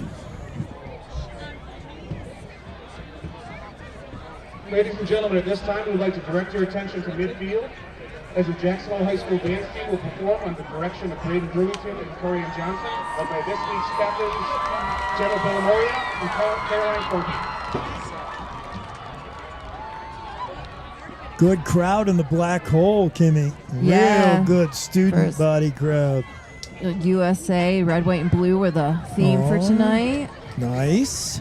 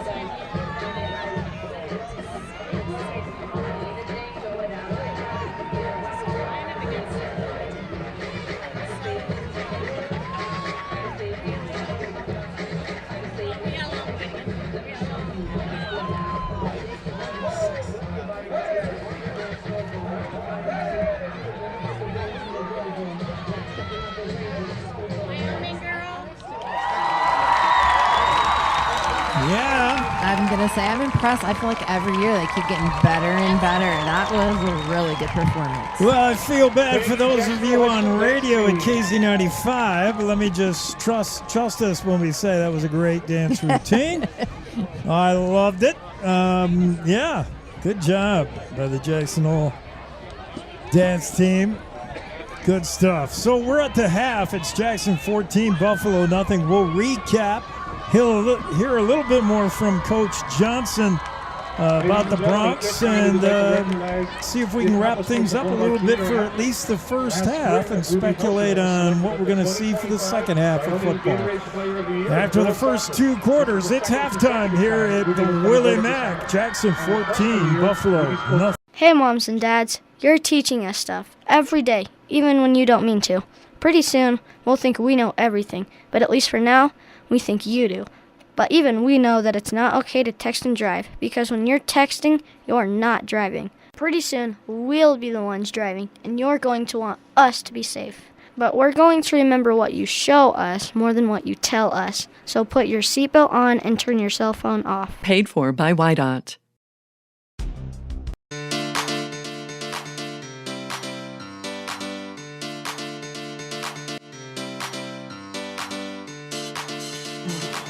Well, fun football game, especially if you're wearing black and orange, or if you're wearing red, white, and blue. That's the theme, the black hole. Hometown crowd is pretty happy with what they see so far. The game has featured a little early season sloppiness, both teams making some mistakes. We've seen a coughed-up fumble from Cooper Kinsler for the Bronx to stall the drive deep in Buffalo's end, but two big interceptions off of Hayden Geist by the Jackson Bronx set them up for at least one score. They converted a touchdown on one of them. Tyson Kendall with a big touchdown catch and run, and the other one was a pass play in the corner, coffin corner, to Jake Simmons. 2 touchdown strikes from Johnson, and that's where we are, 14-0. Jackson Bronx lead the Buffalo Bison. Bison came into this game, I thought, a little bit adventurous by the early season odds makers or the coaches poll.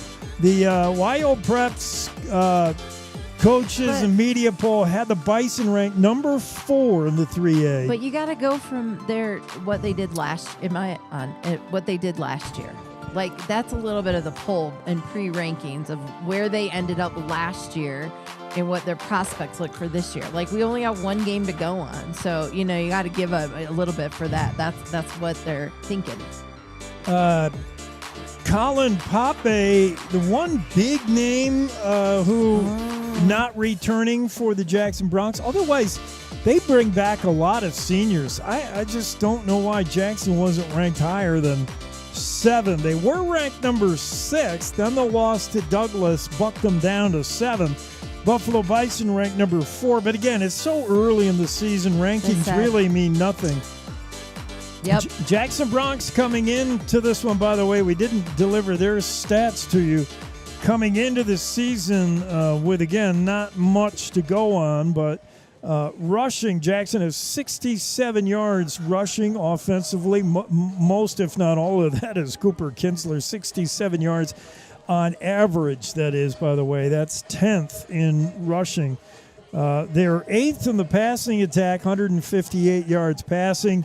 Coming into the game, Grant Johnson is thrown for 2 TDs and 2 interceptions. Right now, we're going to increase that to 4 touchdowns and just the 2 picks. He has a 51.6% completion percentage coming into this game. Defensively, as we said, the Bronx been pretty stingy against the run, ranked 5th. And they've done that again tonight. Bison have not tried to run a bunch. Brody Barron, he busted a few for, 8-10 yards, but for the most part, Jackson has bottled up this Bison running game. And the passing game, forget it. Jackson with the 2 interceptions have made it a no passing zone. So Jackson defense looking pretty tough here, pitching the shutout after 2 quarters. At the half, it's Jackson 14, Buffalo nothing. We'll come back and talk to Coach Johnson right after this. You're enjoying the Bronx Halftime Show on KZ95 of the Jackson Hole Radio Sports Network. Hey, moms and dads, you're teaching us stuff every day, even when you don't mean to. Pretty soon, we'll think we know everything, but at least for now, we think you do.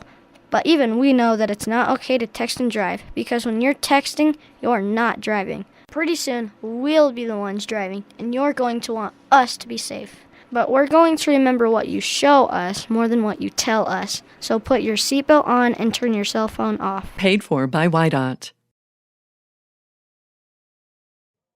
Well, coming back here at the half, we talked to Coach Johnson pregame. We asked him what went on in Douglas. Jackson, that's a tough trip whenever you go on a 7-hour trip. It's an overnight trip for the kids. Long way to go to play football. Early in the season, Douglas, the Bearcats, always tough in Douglas, Wyoming at home. But I thought the Bronx played well, didn't you? I did. I was listening to it, and they did well. It could have. The final score not indicative of the game. That could have been way closer. Bronx made myriad mistakes right there, like 3 mistakes in a row. Otherwise, it would have been a lot closer. Here's Coach Johnson on what went on in Douglas. Yeah, we were driving in the third quarter to take the lead or at least tie the game, and then we had an offsides or a jump, and then we had a snap over the head. And that, unfortunate mistakes, we take them all together. Then we had an illegal, a bad alignment, and that caused us to take 5 back and have to do another snap. And then the snap was bad. And it was interesting how just a series of mistakes cascaded in a couple instances and made the difference. But I don't want to take anything away from Douglas. Those guys are physical. They're very well coached. And I thought that was a great team that we played there. I think they're going to do well this year. They're an underrated team. Yeah, I think, and Douglas. Yeah, Douglas, I think, is ranked. What did I say? I think they're ranked 4th or 5th behind Riverton. Maybe it's Star Valley, Cody, Riverton, Douglas. They're all there in a handful at the top.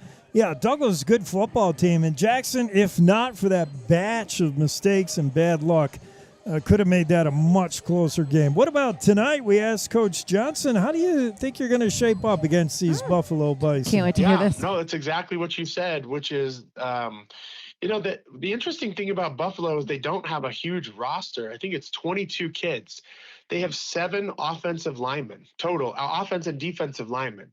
So, and 2 of them are freshmen. So this is why this is kind of the point that they're a well-coached football team, that they've been able to put up those kinds of numbers and put up that kind of production against teams. And I agree with you. The quarterback, number 2 receiver, in particular, he looks like a force to be reckoned with. He's 5'10". I think he's hungry to make good plays, and he's really put his dent out there so far. So needless to say, we got our eyes on him. Yeah, number 2 is James Einot, who has had his opportunities, Kimmy. He's gotten behind the Bronx secondary a couple of times. He's super dangerous. But as Coach said, Buffalo has just 7 linemen that have to play both offensive defense. That's tough.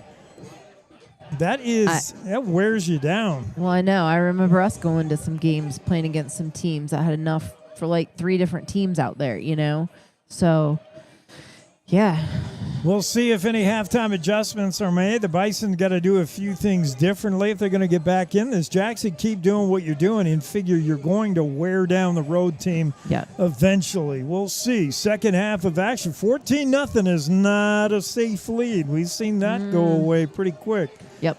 So a lot more football to play. We'll be right back and kick this one off here in the second half, just 3 minutes away from kickoff here in period number 3. We're live from the Willie Mack, where the Jackson Bronx lead this one over the Buffalo Bison 14-0. You're enjoying Bronx football on KZ95, the Jackson Hole Radio. Cashmere, silk, down, or denim, Blue Spruce Cleaners is where you take them.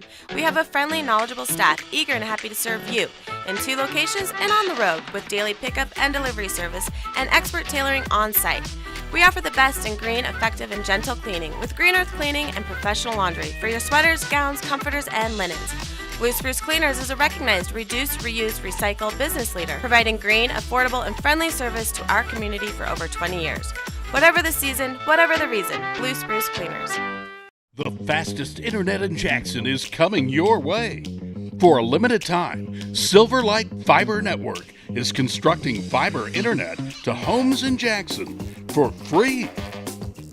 Pick between 4 internet providers and swap at any time. See if you're in Silverlight's current area and check out which neighborhood is next at silverlight-fiber.com. Silverlight-fiber.com. This is KZ95 with live coverage of the Jackson Bronx. Yeah, for Jackson Hole Radio, I'm Jake, she's Kimmy, and it's 14-0 at the half. All the action brought to you by our friends at YDOT, Pye Barker Fire and Safety, Jackson Hole Ford, Big Old Tires, Blue Spruce Cleaners, and Silverlight Fiber Network. Both teams back at, the Jackson Bronx back out on the field. Buffalo Bison not yet. The accommodations for the visiting team here in Jackson has always been your bus. It's never been really good. Oh, yeah, it has. There's no place for the visiting team to go, so especially when it gets cold, it's not fun. But, yeah, Bison back out onto the field. Both teams ready, and we'll get this one kicked off. Jackson's got to keep on keeping on. That's all. They're up 14-0. They'll receive the kick here to start the third. You remember they kicked off to begin the game. We've had a few turnovers, fumble, couple of picks. We've had a lot of yards gained. I think both offenses have really moved the ball pretty well.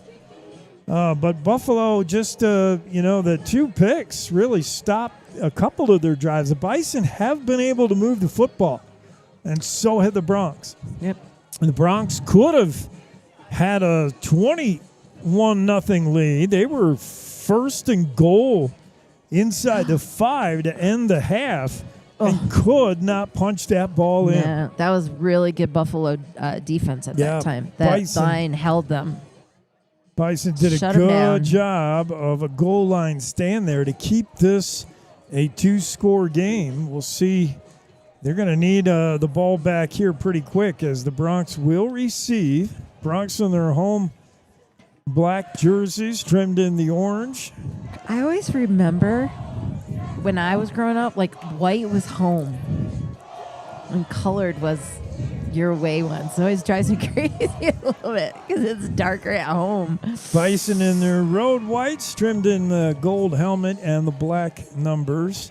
Everybody's number fairly easy to see except for Cooper Jones and James Inut. And if I get those 2 guys right, and everything will be much better. It's just because you know it's the 2 of them, and you're not really looking at numbers. You're just thinking you're guessing. They are 2, 3. I mean, they're close next to each other. The 2 looks like the 3. The 3 looks like the 2. And they're both similar. They're both just super fast, wiggly guys. And I'll get it. I'll get it right. Sorry for those of you in Buffalo listening for your kids. You're probably listening to Brady Safranek anyway, so do what I can. I still, for Jackson, I'd still like to see Cooper Kinsler get off track or on track or whatever it might be. He's just hasn't been able to bust one yet. He had that one catch where he was able to make like 20 yards after the catch, but a holding penalty took that back. He's had the fumble, and then he's had a couple of runs between the tackles down in the red zone where there was nothing there, and he's just not big enough to knock guys over. I think we're still going to see a game-breaking touch out of Cooper Kinsler using his speed. We'll see. You never know, and number 2 and number 3 on Bisons could take off too. Yeah, I think for the Buffalo Bison, I think Hayden Geist just wants to put that first half behind him and maybe hit it. He's looked really good. He's still just a junior, that quarterback for Buffalo, and he throws a beautiful ball. He's just 2 of them went to the wrong team. But he looks really good back there. And I think he would love to shake off that first half and do something different here in the second half. As the Bison set to kick, back to receive for the Jackson Bronx on the near side. Ow. It looks like far side is Cooper Kinsler. You sure? Yeah, and on the near side, Marco Rosales, the junior. So Kinsler on the top of your screen, Rosales here on the bottom of your screen, set to kick for the Bison. As they tee it up at the 40, looks to be number 5. He wasn't the guy doing the punting. You sure that's 5? I thought it says 6. Don't even. They don't have a 6. That's right, Lucan so Smith. Smith's got it teed up at the 40. He's ready. Rosales and Kinsler ready.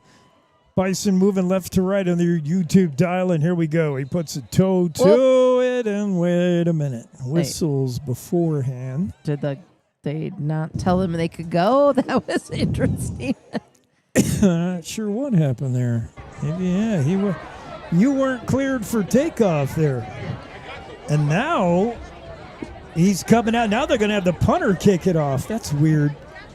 I'm not sure what happened there, but Out comes Lucan Smith, and the unknown punter with 80-something is going to do the kicking off. So, yeah, I don't know what that was. Here comes the kick, though. And it's a good one. It's going to be Rosales near side. Ball takes a bounce. Rosales scoops it up at the 14. He's out to the 20. Now looking right side to the 25, 30, 35. Knocked out of bounds at the 36-yard line. A nice return from Marco Rosales. And the Bronx in good field position to start their first possession of the third quarter. With the return just underway here in the second half. They'll mark it at the 35 for the Bronx. And the usual suspects out there in the Jackson offense. Grant Johnson taking over here. He's had a good first half. He's been efficient, no mistakes out of the senior quarterback. Kinsler comes out with him in the backfield. And one of the few times you'll see the Bronx huddle. They love to play fast. Tyson Kendall, bottom of your screen here at number 1. Cooper Kinsler in the backfield. Man in motion, and the flip is to the man in motion. It's Jake Simmons. Simmons got a couple, but that's all. Good tackle there by Cooper Jones for the Bison. Simmons just gains maybe 2. 2nd and 8 coming up for the Bronx. Good job, good speed there by Cooper Jones as he ran stride for stride with Simmons, no problem. 2nd down, quick throw here. Grant Johnson, far side, Jake Simmons again, this time a first down. Simmons takes that short little pass in the flat and turns it into a first down catch and run out to the 49-yard line. Jackson again goes no huddle. They want to move quickly here. Grant Johnson in the gun, gets a high snap, looking to throw. Time now being pestered, fires downfield, got a man, caught.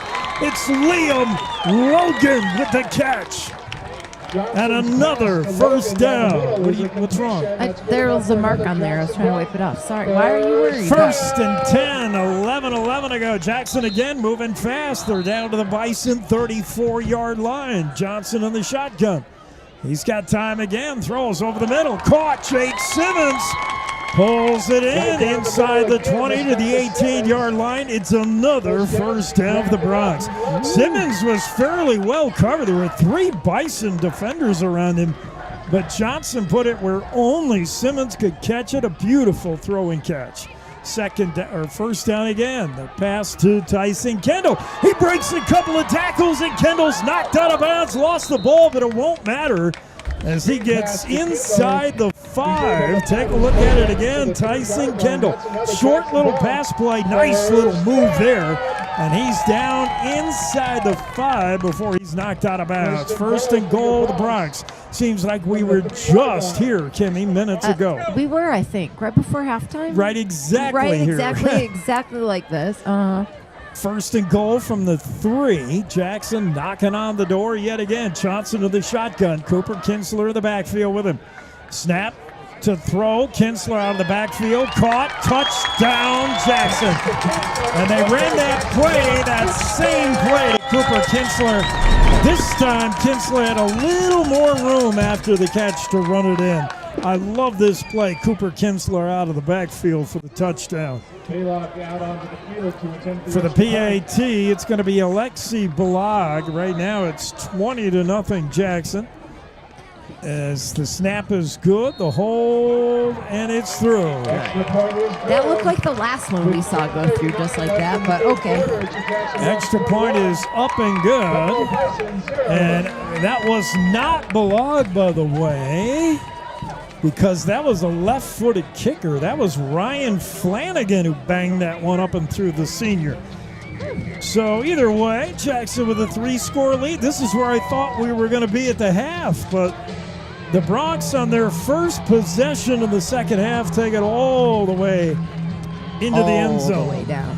21-0 Jackson, and the hometown crowd loving it. Wow. Jackson just has so many weapons offensively. Jake Simmons has been big. Liam Logan with his hands. Kendall with his speed. Tyson is trouble on the edge. And then if you cover all three of them, Cooper Kinsler can kill you. Grant Johnson's got so many weapons to choose from, 4 deadly targets, and he's used them all tonight, all of them.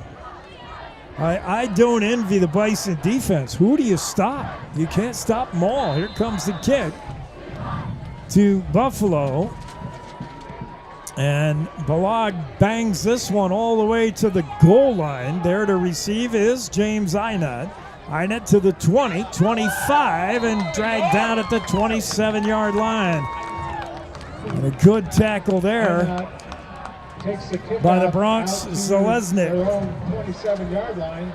He's brought down by Zalesnik. With 10:31 to go in the third quarter, Jackson up now 21-0. And if you're the Bison, boy, I don't know. You got to find just something to go right for you here. You got to try to get control of this game back in your hands. There was a time where the offense was clicking. Geis under center now. Going to give to Barron. Barron's got nothing there. It's all Bronx. And they swallow him up. Yeah, they keep trying to go up the middle like that. Well, Barron, Brody Barron's a big guy. He can get those yards, but yeah, you're right. Not now. Like, it's not working. They keep trying it, and it's not working. I feel like I'm saying the same thing. Let's try a different play. Let's do something else. 2nd and 10 as Barron gained really nothing. Here's Geis now again up under center. Looks like they want to run again. No, fake. It's going to be play action. Plenty of pressure on Geis. He gets rid of it. Caught and out of bounds at the 35. Just short of the first down. What a job by Geis to escape the heat as he was able to get away from the rush and get that ball out to Lane Rabel, the senior. Close to a first down, and now they're going to give it to him. They're moving the sticks. I didn't think he got there. I thought he was at least a yard short, but that's a first down catch. So good job by Hayden Geis. He was under pressure. Remember, the last 3 times the Bison tried to pass, there were 3 straight sacks. So maybe that's why Buffalo is coming out running here. Oh, maybe. As Geis goes back into the shotgun now. 2 receivers left, 1 right. The give is to Barron straight ahead. Barron bounces off one tackler, bounces off another, and is finally upended after a pickup of 5. Brody Barron with a good carry over the left side. He was met immediately in the backfield, got away from that tackler, jumped another, and finally was upended at the 41 of Buffalo. Pickup of 4. It'll be 2nd and 6 for the Bison, still in their own territory. Yeah, Buffalo, I think, is trying to be a little bit careful here. We got 3 straight sacks and 2 interceptions. When they go to throw, it's been a nightmare. Here's Geis, pitch to Barron, and immediately flushed out to the left, to the right side, and he's tackled with a pickup of 1. That's all good pursuit by Jackson. The Jackson Bronx are going to be a tough team to run outside on. They have too much speed. Barron comes up limping here badly. And again, the Bison just don't have many options after the starters, although we have seen Brendan Packard.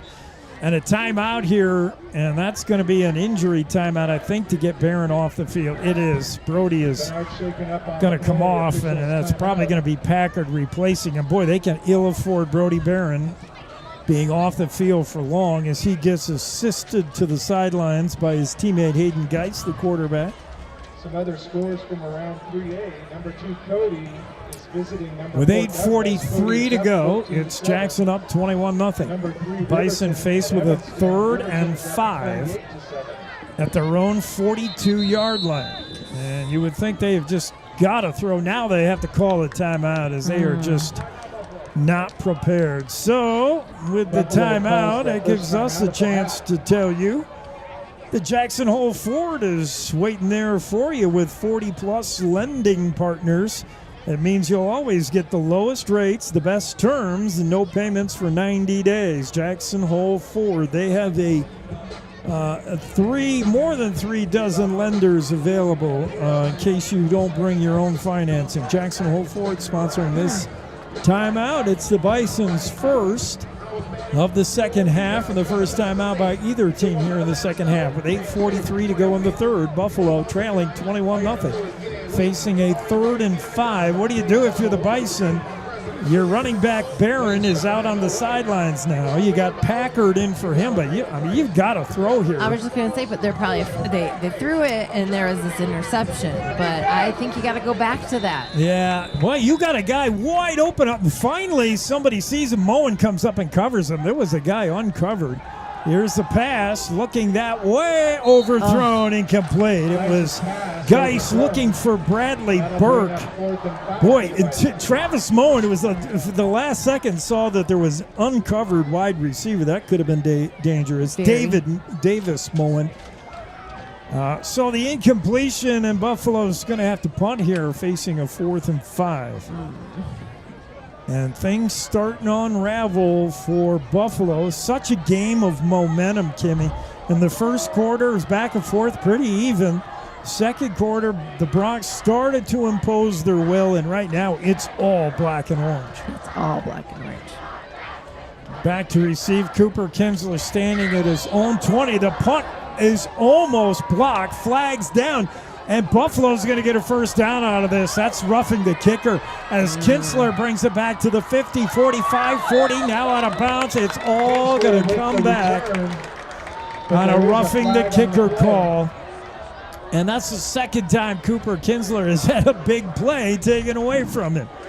Tough break as the punter was run into. Now, is it a 15-yarder? Yep. Yeah, it's 15, so that's a first down, automatic anyway. Yep. So Jackson hands Buffalo a gift, and we just talked about momentum and how nothing is going right for Buffalo. The last thing you want to do is give the Bison any kind of hope.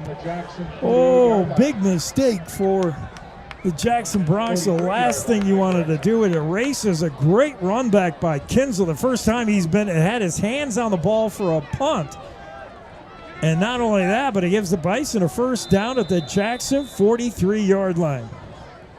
Bison trail by 3 scores. Packard is in the game running back.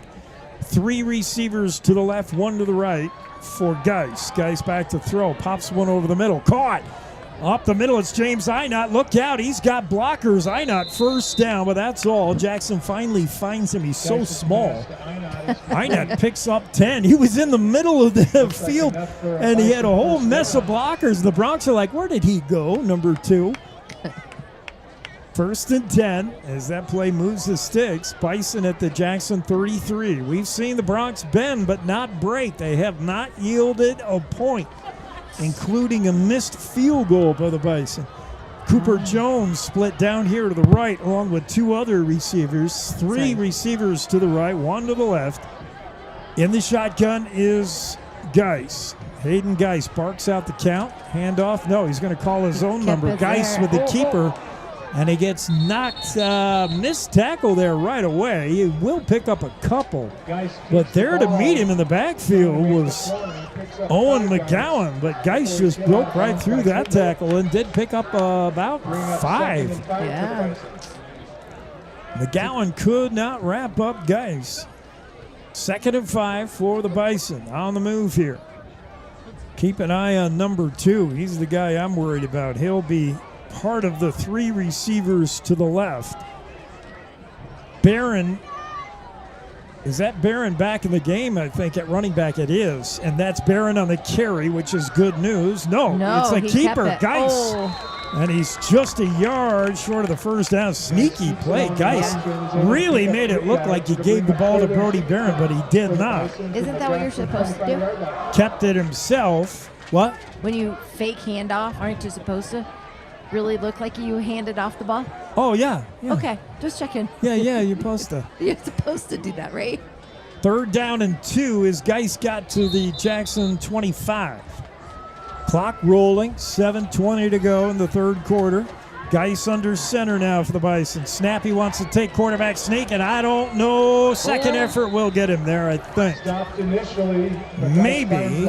Picks up the first down. Yeah, he did get it. Boy, initially there was not a lot there, but a good second effort got the first down. So The Bison with a fresh set as they move into the Jackson red zone here.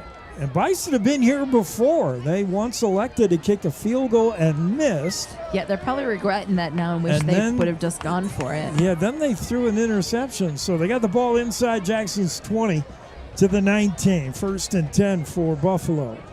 Ball on that far hash as Geis brings them up. Ezekiel Ramirez split wide to the left. Barron in the backfield. To throw is Geis. Rushed heavily. Throws. End zone. Got a man. Caught. Touchdown. It's Cooper Jones. Geis's pass to Einot is complete for a Bison No, touchdown. it's Einot. And again, I got those two guys mixed up. I should just go, when in doubt, go with James Einot.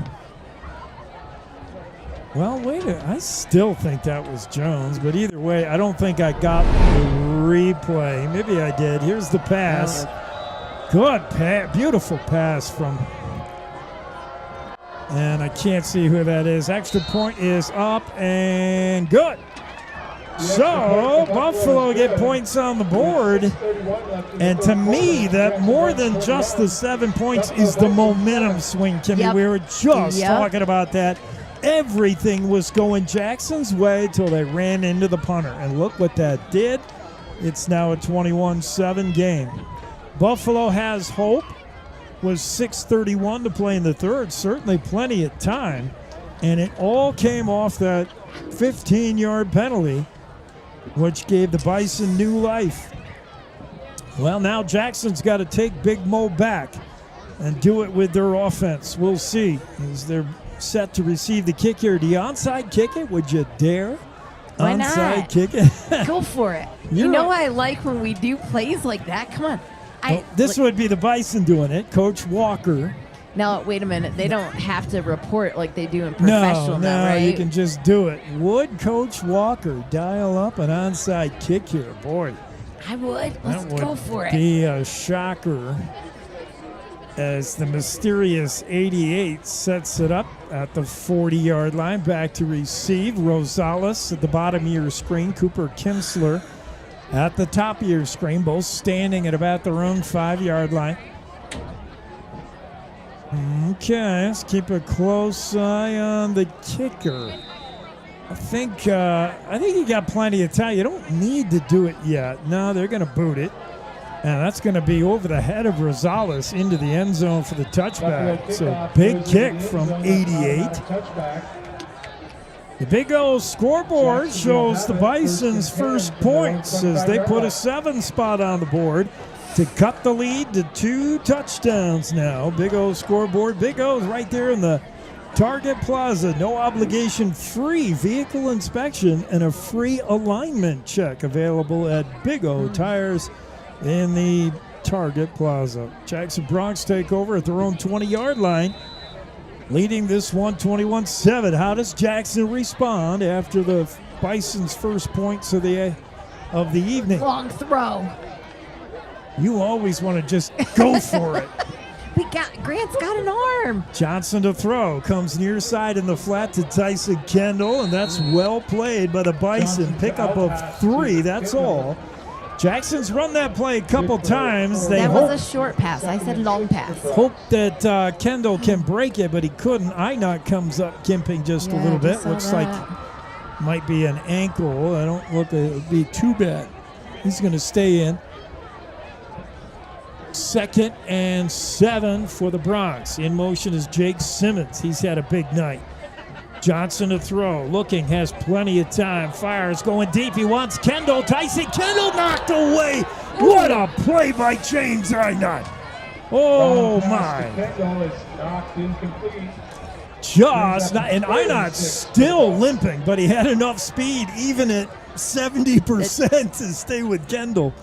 Oh. It's the speed running. It doesn't hurt. It's just when you're walking.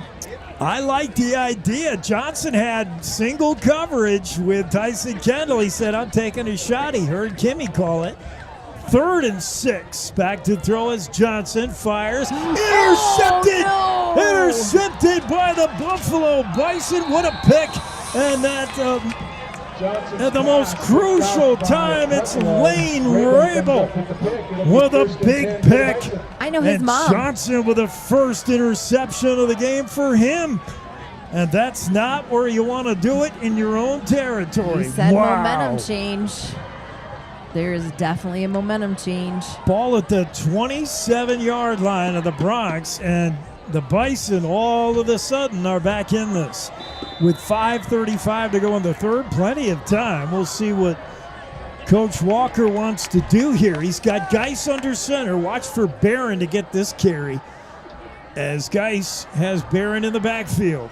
Long count, now hands off. It is Barron off the left side, and not a lot of room there, Kimmy. Nope, they didn't get very far with that one.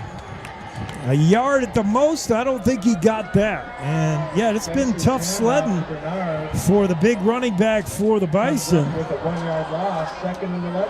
It'll be no gain. Second and 10. They said they lost a yard. Bison, second and long. Brody Barron gains nothing on that play, and I'm surprised Geis doesn't go shotgun here. He's still under center, puts a man in motion. It's Einot. Pitches to Einot. He's got Barron out blocking in front of him. James Einot puts a hand on him trying to use that block, but he can't really get much there. He got a yard, maybe. Einot was taking his time saying, I need a block from you, Brody. Where is it? And not much there. As the Bison, I don't think they gained anything. They're faced with a 3rd and 10 here. The player down is a Buffalo Bison.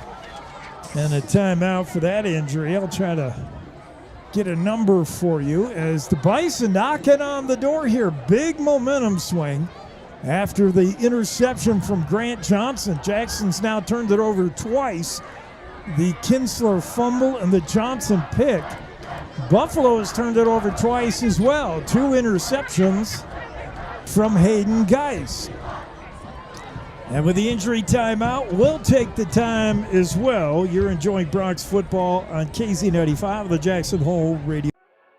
Hey Bronx fans, want the best security for your home or business? Well, call the local experts today at Pye Barker Fire and Safety, formerly known as Mountain Alarm. Pye Barker provides world-class fire, security, life safety, and surveillance, teamed with unmatched customer service and the highest-rated 24/7 monitoring. With their state-of-the-art systems, you can get text or email alerts in the event of an alarm or view live and recorded video on any device. You can also remotely control your thermostat, lights, locks, garage doors, and so much more. Call 307-733-5844 today to get a free assessment and no obligation quote on a new or upgraded system for your home or business, courtesy of Pye Barker Fire and Safety.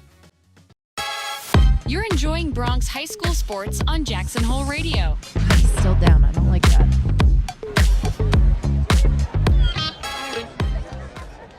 And we're back from the injury break, and back up is the injured Bison player, walking pretty good. That's good news. That's that backup running back who already got the starting running back hurt. That's Lane Rabel. That's your guy who made the interception. Rabel goes limping off. He looked okay, though. We'll see. Meanwhile, the Bison faced with a 3rd and 10, 4:41 to go in the third. Geis will go out of the shotgun here. Barron in the backfield, 3 receivers right now. Einat in motion to the left. Back to throw is Geis. For once he has time, going to fire. End zone. It is incomplete. Knocked away. And that was close. Good Jackson Bronx coverage on that play as we take a look at the replay. As Geis wanted it all, and he fired one to the end zone, but double coverage on the intended receiver. And the Bison faced with a 4th and 10 now. Down 2 touchdowns, you got to go, and they will. Go for it. And you're down at this end of the field, so, Geis will line him up. Keep an eye on James Einot. He's on the slot, bottom of the screen. Hayden Geis yells the play to his teammates in the shotgun. Here's the snap. Geis to throw. He wants to go near side. Caught a little bit of a screen here, but that's not fooling any of the Bronx. As that play gains maybe a yard, that's all. The pass caught by Ezekiel Ramirez, but for very little on that play. Good job by the Bronx to swarm to the ball.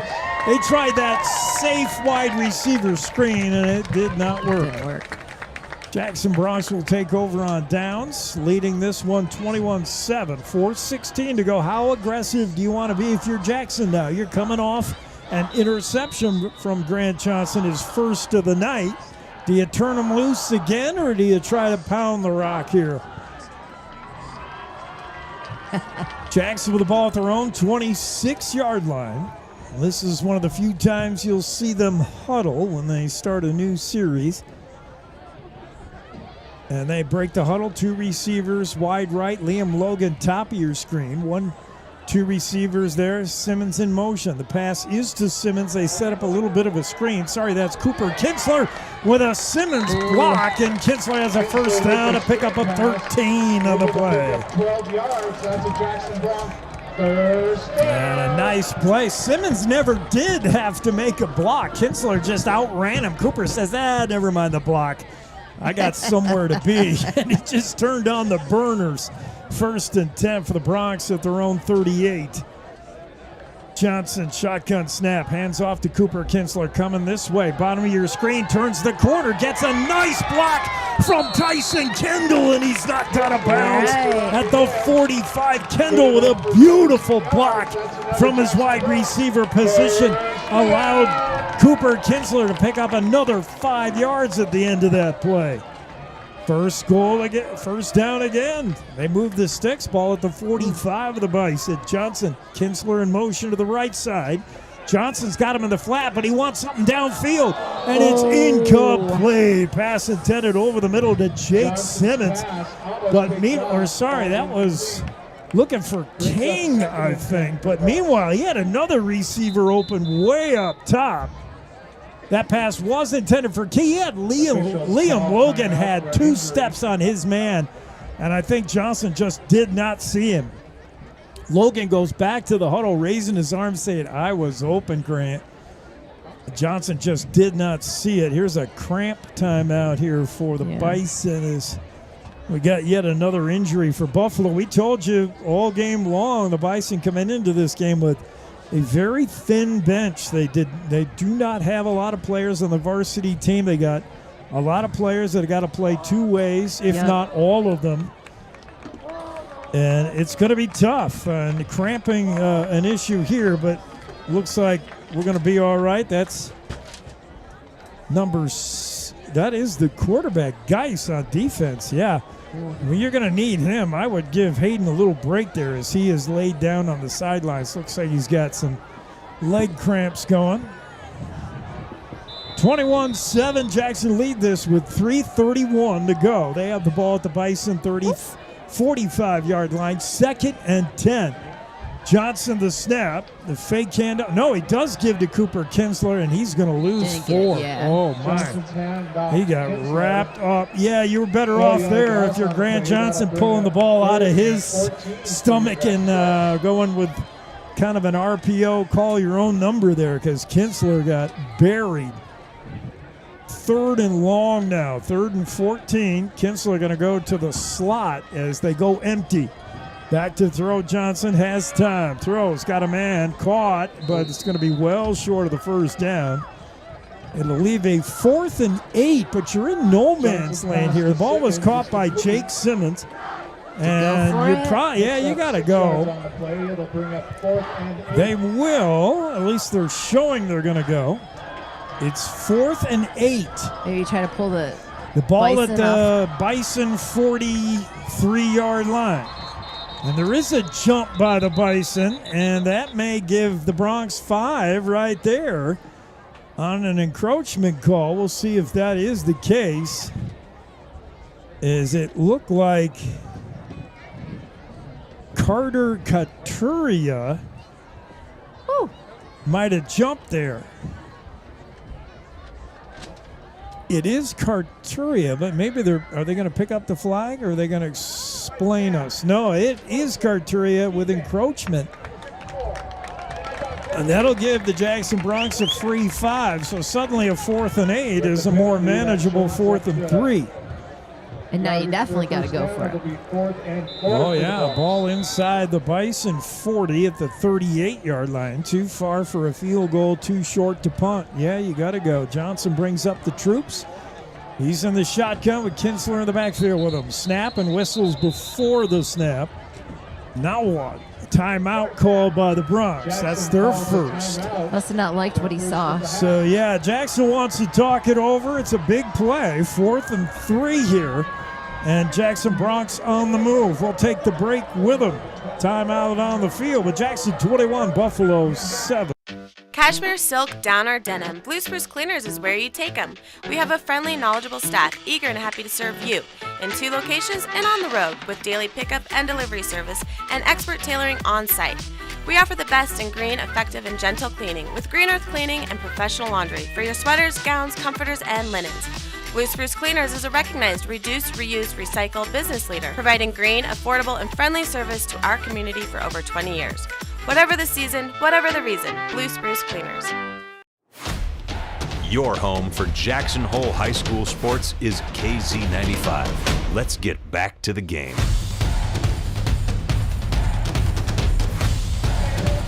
A fun football game here at William T. McIntosh Stadium. Jackson Bronx lead it 21-7, 2:18 to go in the third.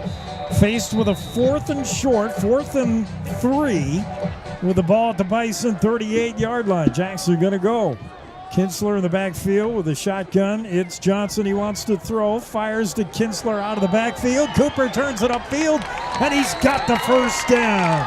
Not a whole lot more, but he got the first down. Knocked out of bounds just outside the 30.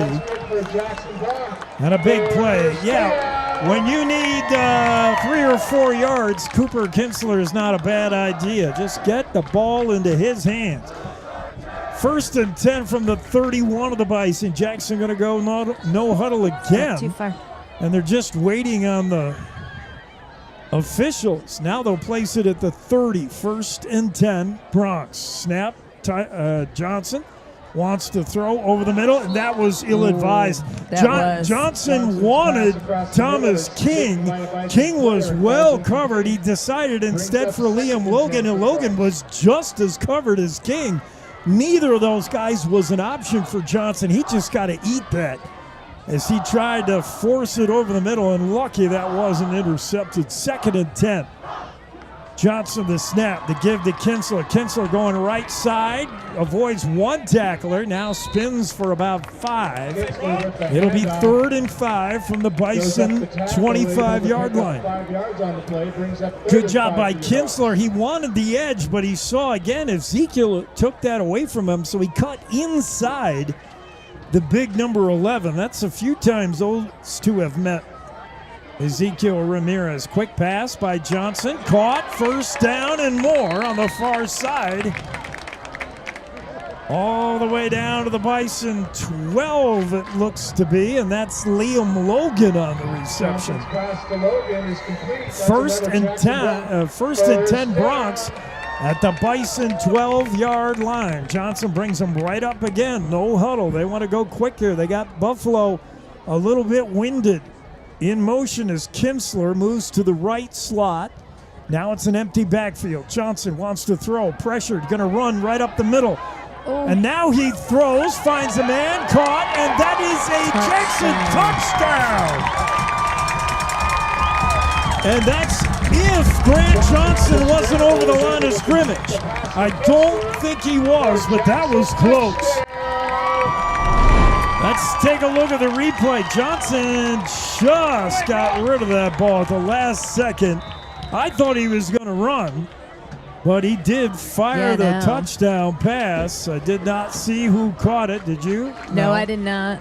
Extra point from Flanagan is good.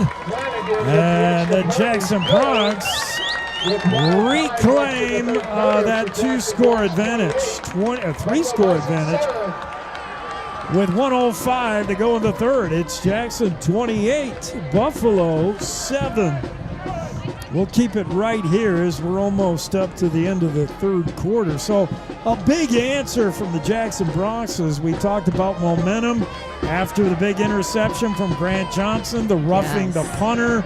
All of a sudden it looked like Buffalo had life and put in their first touchdown score, but Jackson just answered with a big drive right there and punched one in to reclaim that 21-point lead. 28-7 Bronx over the Bison as Jackson get ready to kick here.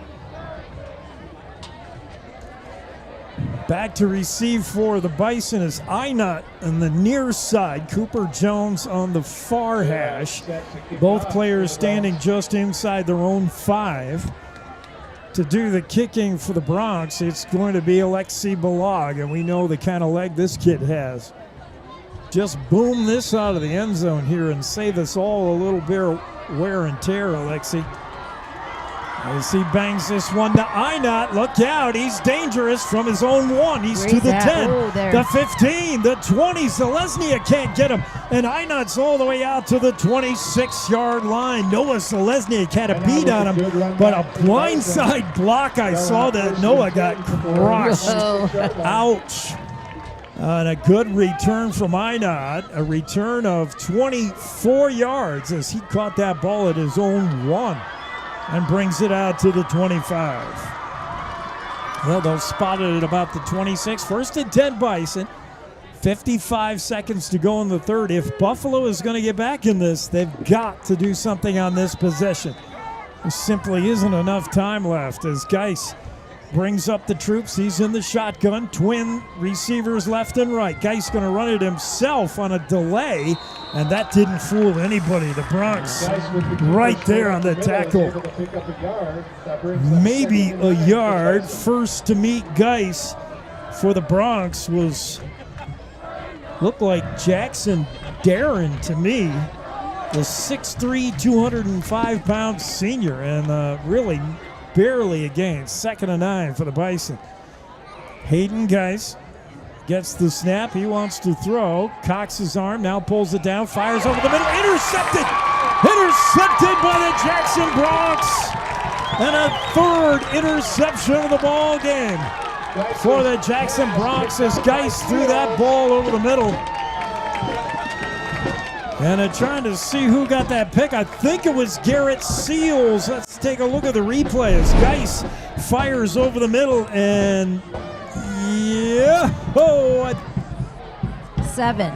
That is Garrett Seals with a pick. And another turnover and another interception of Hayden Geis, his 3rd pick of the night. And there's the no passing zone sign out again. Garrett Seals has it that time. Jackson 1st and 10 at the Bison 30-yard line. And boy, this score here would put a dagger in it. Ball at the 29 of the Bison. 1st and 10 Jackson. Johnson the snap. The give to Kinsler looking left side. Not a lot of room there, but he bounces it out and picks up about 5 on the play. Didn't look like much there at first, but Kinsler found a little bit of room. It's been Cooper all the way as the Bronx running back. He has carried the load here. End of the 3rd. And that'll do it for the 3rd quarter. After 3, your voice. After 3, it's the Bronx 28, the Bison 7. We'll back with the exciting finish. The 4th coming up here from the Willie Mack. You're enjoying Bronx football on KZ95, the Jackson Hole Radio Sports. The fastest internet in Jackson is coming your way. For a limited time, Silverlight Fiber Network is constructing fiber internet to homes in Jackson for free. Pick between 4 internet providers and swap at any time. See if you're in Silverlight's current area and check out which neighborhood is next at silverlight-fiber.com. silverlight-fiber.com.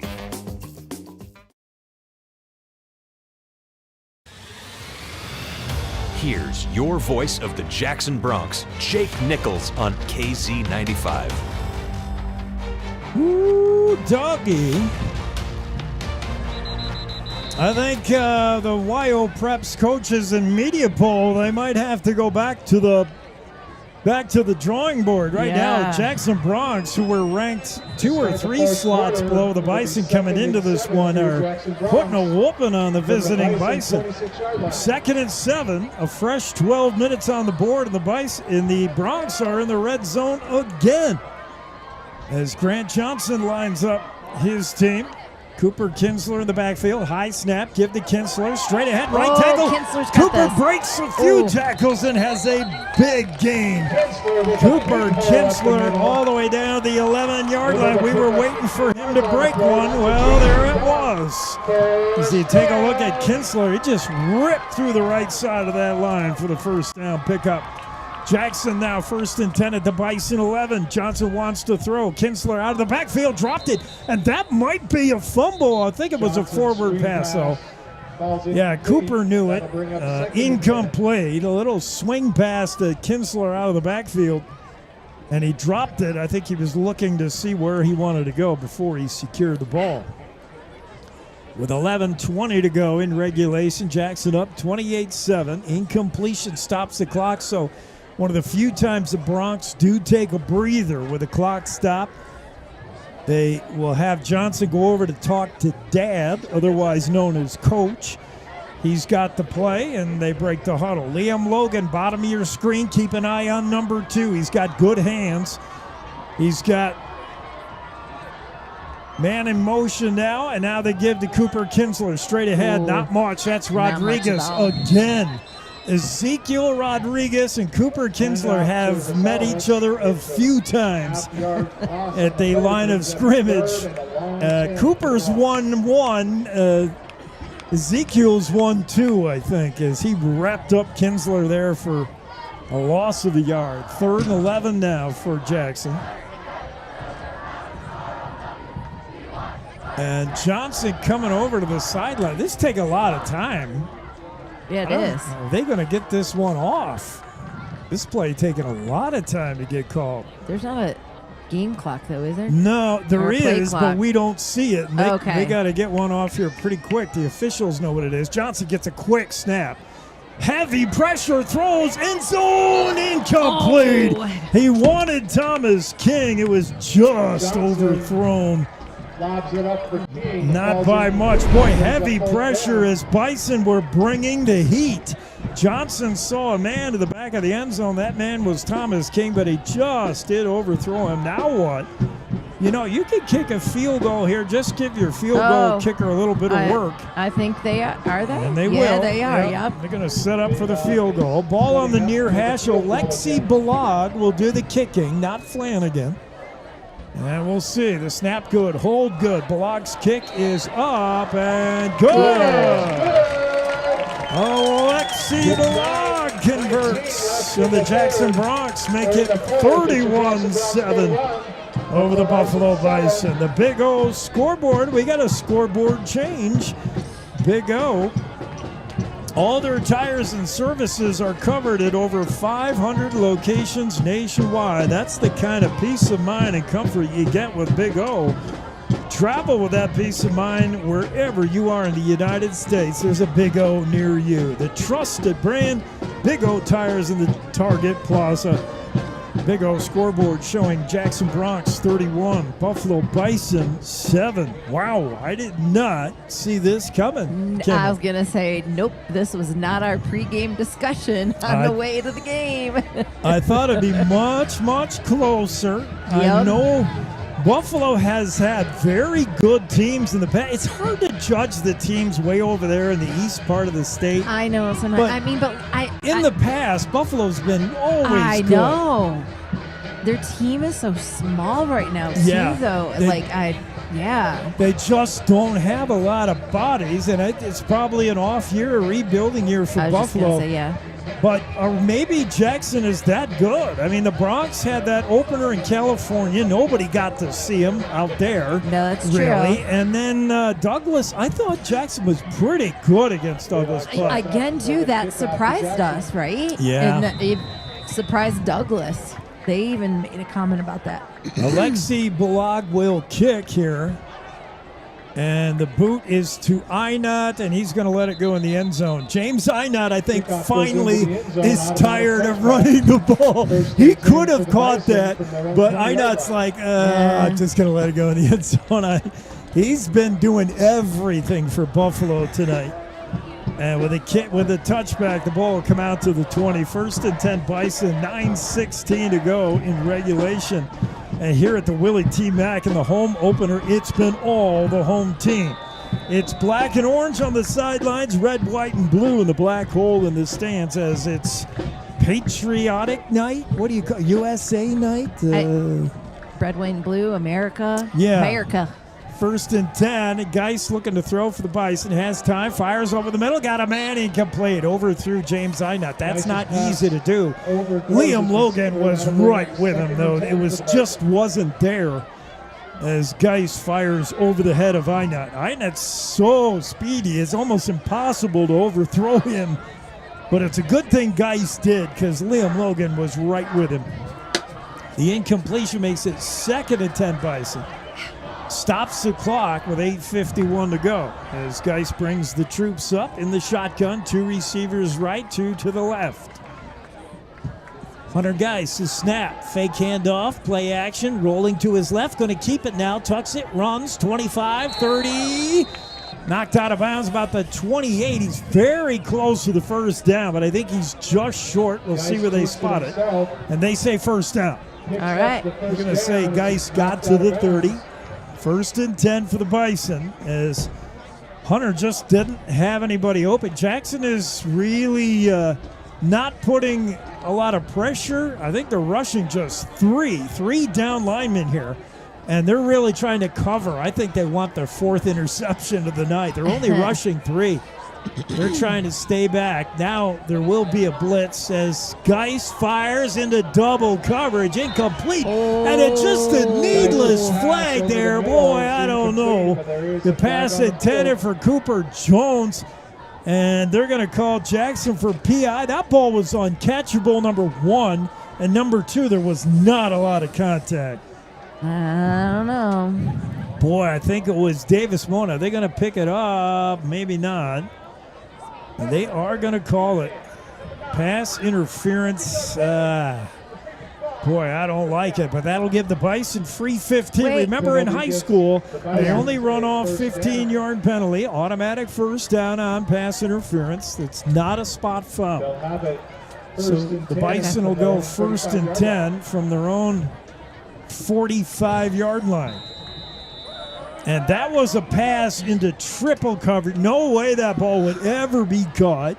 No need for any Bronc to touch a receiver. And really, there wasn't a lot as we see the Broncs warming up their QB2 here down on the sidelines. Here comes Hunter Geis for the Bison. 1st and 10. Geis, the snap, wants to throw, has time. Looking, wants to go far side. Pass caught. Met immediately. Pickup of 5 on the play. And a big stop. But he is immediately hit by a Bronc defender. That's Bradley Burke on the reception for Buffalo, but as soon as he caught it, right there was a Bronc, and now an injury timeout for Jackson as the Broncs have a player down. Try to get an eye on who that is. Looks like another cramping situation. Doesn't look to be too bad on that far side. Jackson defense has been very good tonight. I mean, the offense has been great, and we've been thinking about all the weapons Grant Johnson has and kind of salivating over, who do you want to throw to? Cooper, Tyson. I love the way Sims has emerged. He's become, over the last 2 games, to me, Jake Simmons has become a favorite target of Grant Johnson. He's just so reliable. Then you got Liam Logan. Well, you got so many guys you can throw to. Warming up is Ace Emery, the backup quarterback. Could see him in the game here soon. I like that name, Ace. As the Bison goes 2nd and 4 now. The snap to Geis. He's going to pitch it to his running back. That's Einot. James Einot going to reverse direction. Now turns it upfield. He's got a first down or very close to it. He's got it to the 45 of Jackson. Boy, James Einot has just done everything for the Bison. And actually, they're going to spot that a little bit short. So 3rd and a foot for the Bison. It won't matter. They're in 4-down territory here. It's not like they're going to run a quarterback sneak. I think you just got to keep throwing. Well, we'll see, though, as Geis comes up under center. Maybe they will run it. They go I formation, and just as I say that, they're going to run it straight ahead. Why not? It's the quarterback sneak, and Geis gets stood up, and I don't know that he got there. It'll depend on the spot, but I do not believe Hayden Geis got it. I don't think he did. It'll bring up 4th down and 1 foot. And how about this Jackson defense, the interior line there with a big stop. And the Bison can't even get 1 foot when they need it. Buffalo will go, of course, with the ball at the Jackson 46-yard line. Geis again is going to come up under center. He's got an I formation. Let's see if he's going to hand off this time. 4th and a foot. Bison. The fake handoff. Geis going to keep it right side, and he is not going to get there. That was a loss of yards, as a matter of fact. Geis taken down. Let's take a look at the replay. You see the fake handoff to the fullback. Geis calls his own number, but the Bronx saw that coming, and they strung it out and brought down the quarterback for a loss of 2 on 4th and 1. Bison end up going the wrong way. And the Jackson Bronx take over, and we'll see if we have a quarterback change. 6:28 to go in regulation. Jackson up 31-7. Grant Johnson has done a lot tonight. He had the 1 interception, the only black mark on his game. Cooper Kinsler hasn't really got loose, but he's been pretty electric. And really, all the wide receivers have impressed me. It is going to be Ace Emery in the ball game, and the crowd, I think, feels it. They're starting to make some noise as QB2 Ace Emery in the ball game. And the Bronx will start over at their own 48-yard line. What's happening? And a penalty already. Ace is like, wait a minute, I didn't even do anything yet. Oh, yeah. Before the snap, the Bronx, I don't know, illegal format, I don't know what that was. But that's going to cost 5 yards for Jackson. And Emery's like, what a way to start, man. Come on. As he's in the shotgun, handoff to Cooper Kinsler. Far side, Kinsler turns a corner, but not a lot there. As he's dragged down at an original line of scrimmage. It'll be 2nd and 10. To make up 4 yards. It'll be 2nd and Jackson 11. with the football, and some of the bench players starting to make their way into the lineup. Kinsler comes out, and we start getting a look at some new players. This is just to test how good I can look stuff up. I see Liam McPeak is in there. It's too dark in here now. I can't help you. Ace Emery gets the snap. Handoff coming near side. Turning the corner here. Getting a block or two and knocked out of bounds. That's going to be Jake Simmons, I believe. No. Rosales, perhaps. Marco Rosales with a nice pickup. 7 yards on the play. Brings up 3rd and 4 for the Bronx. It'll be a manageable 3rd down here with the ball at the Bison 46. They got to get to the 42, so a 3rd and 4 for Jackson. And again, the backup quarterback Ace Emery in the ball game. Rosales in the backfield. Quick pass here, near side, caught by Davis Moan. This is going to be a 1st down and more. Davis Moan is going to go all the way. No, he's not. He cut back instead of going straight. Oh, Davis, you had it, buddy. Let's take a look at it again. Watch a quick pass to Moen, number 9. This wide receiver screen. Gets a block, takes off down the sideline. I thought he was gone. Just cuts back over. No. Oh, it took off the might need to have that a little longer there, babe. It's easy for us to say. Maybe Moan wanted one of his teammates to get a touchdown instead here. I don't know. But Davis, Moan, you had it, kid. First and goal. Handoff. No, it's going to be Emery. He's in trouble. And he did get rid of it. That's an incomplete pass. Ace Emery just did get rid of that ball to avoid the sack. Yes, sorry. It's second and goal from the 4. Smart play from the kid. Sorry, Emery. Emery just unloaded that.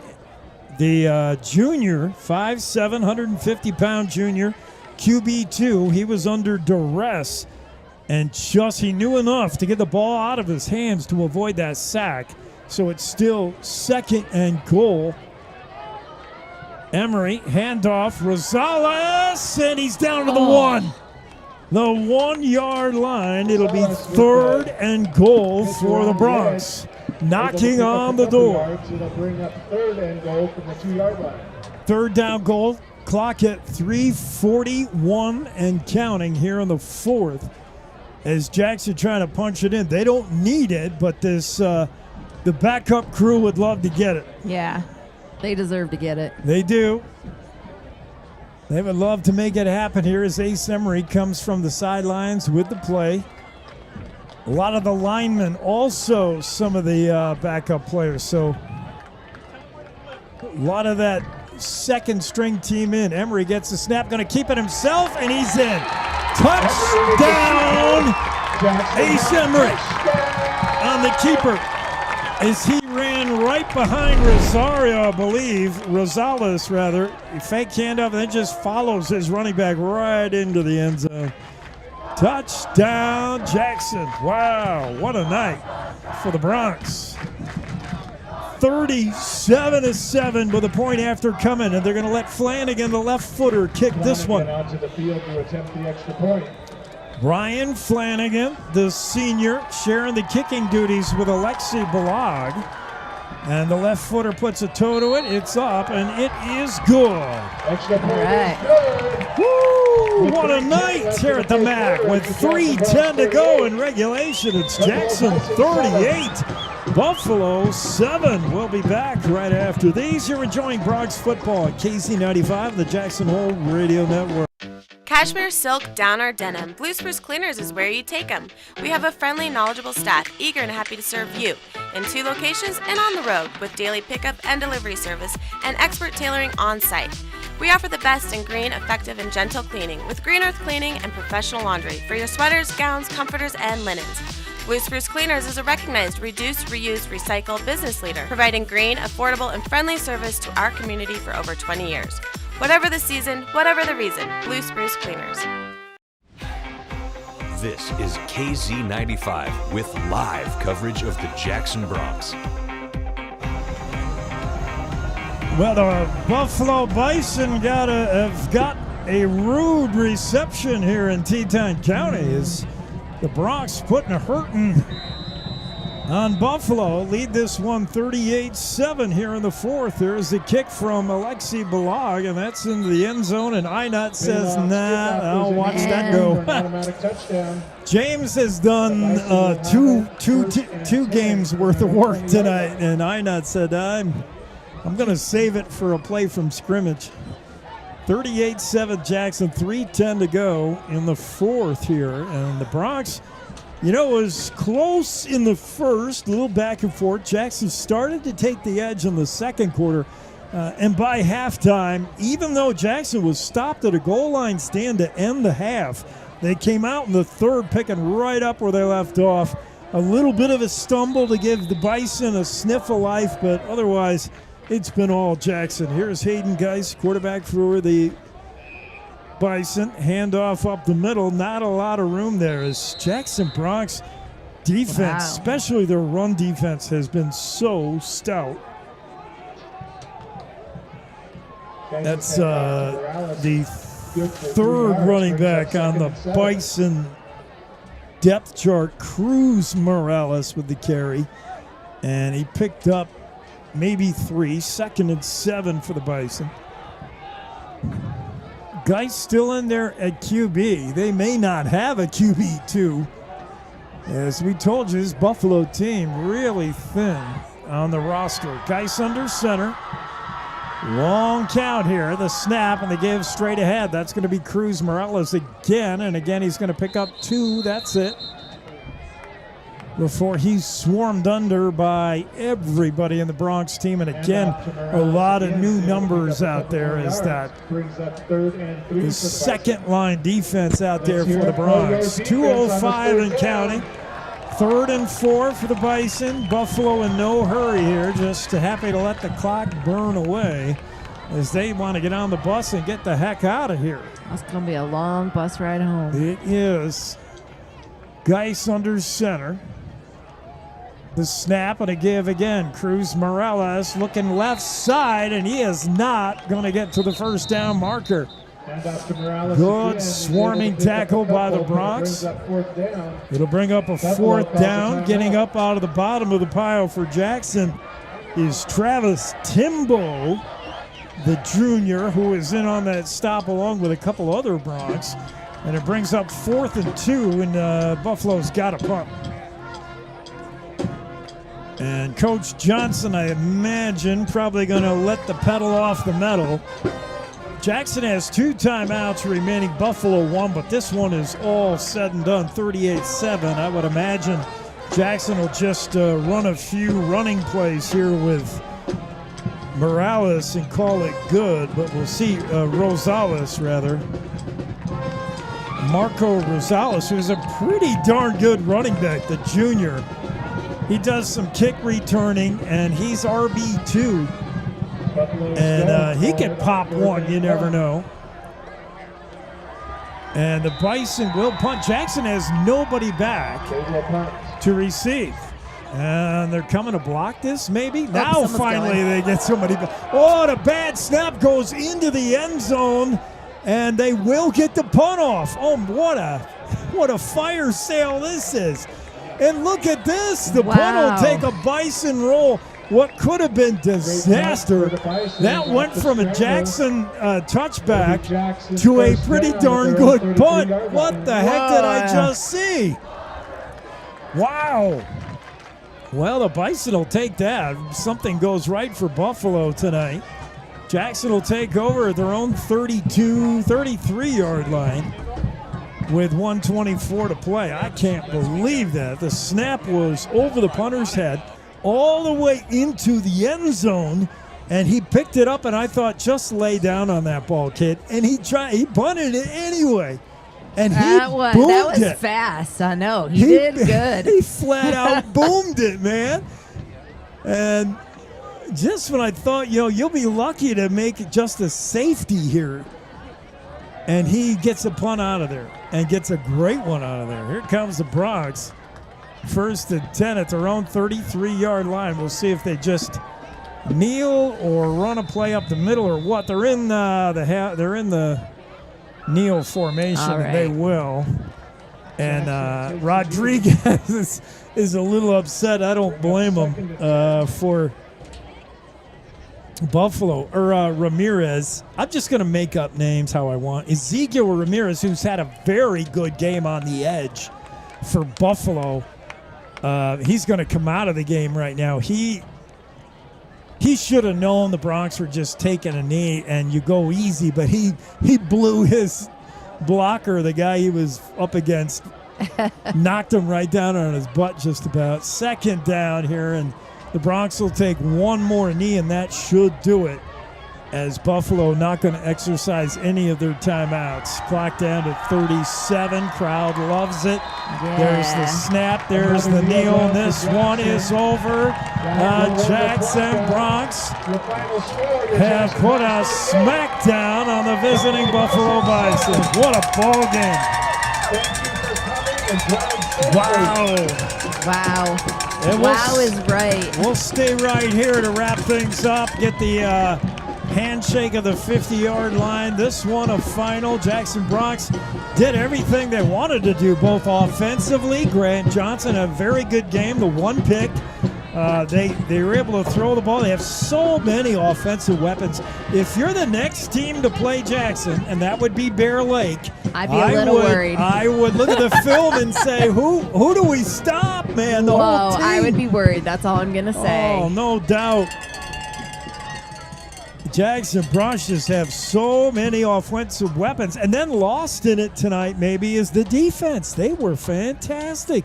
I mean, this Buffalo Bison team came in as a team that could really throw the ball well, and they had no luck throwing, very little luck running. Jackson Bronx, both offensively and defensively, got it done tonight. They were stout on both sides of the ball. And this was a fantastic win for this organization as they defend home field.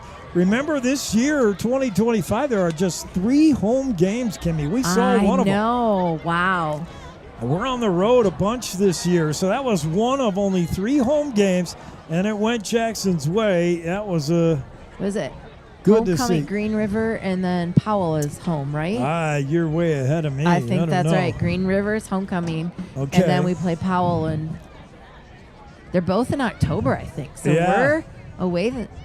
So Bear Lake next week, that should be, if you want to count dubs, that could be another win for Jackson. Then the season starts getting real tough. You start getting into the Codys and the Star Valleys. But right now, things looking really good for the Jackson Bronx. I know Coach Johnson is going to take this win. He loves what he sees. Well, I'm going to predict we beat Green River. We're going to beat Powell. And I believe we will beat Evanston. Look at you. I don't know, but I sure like what I see out of the black and orange tonight. Jackson looked fantastic. Yeah. Hey, thanks so much for joining us here. We're going to have all the rest of the season for you, an exciting season coming up. We'll see you next week in Bear Lake on the road. We'll have all that coverage as we follow the Jackson Bronx in their 2025 season. For Jackson Hole Radio, I'm Jake. She's Kimmy. We'll see you again down the road. Y'all have a great weekend.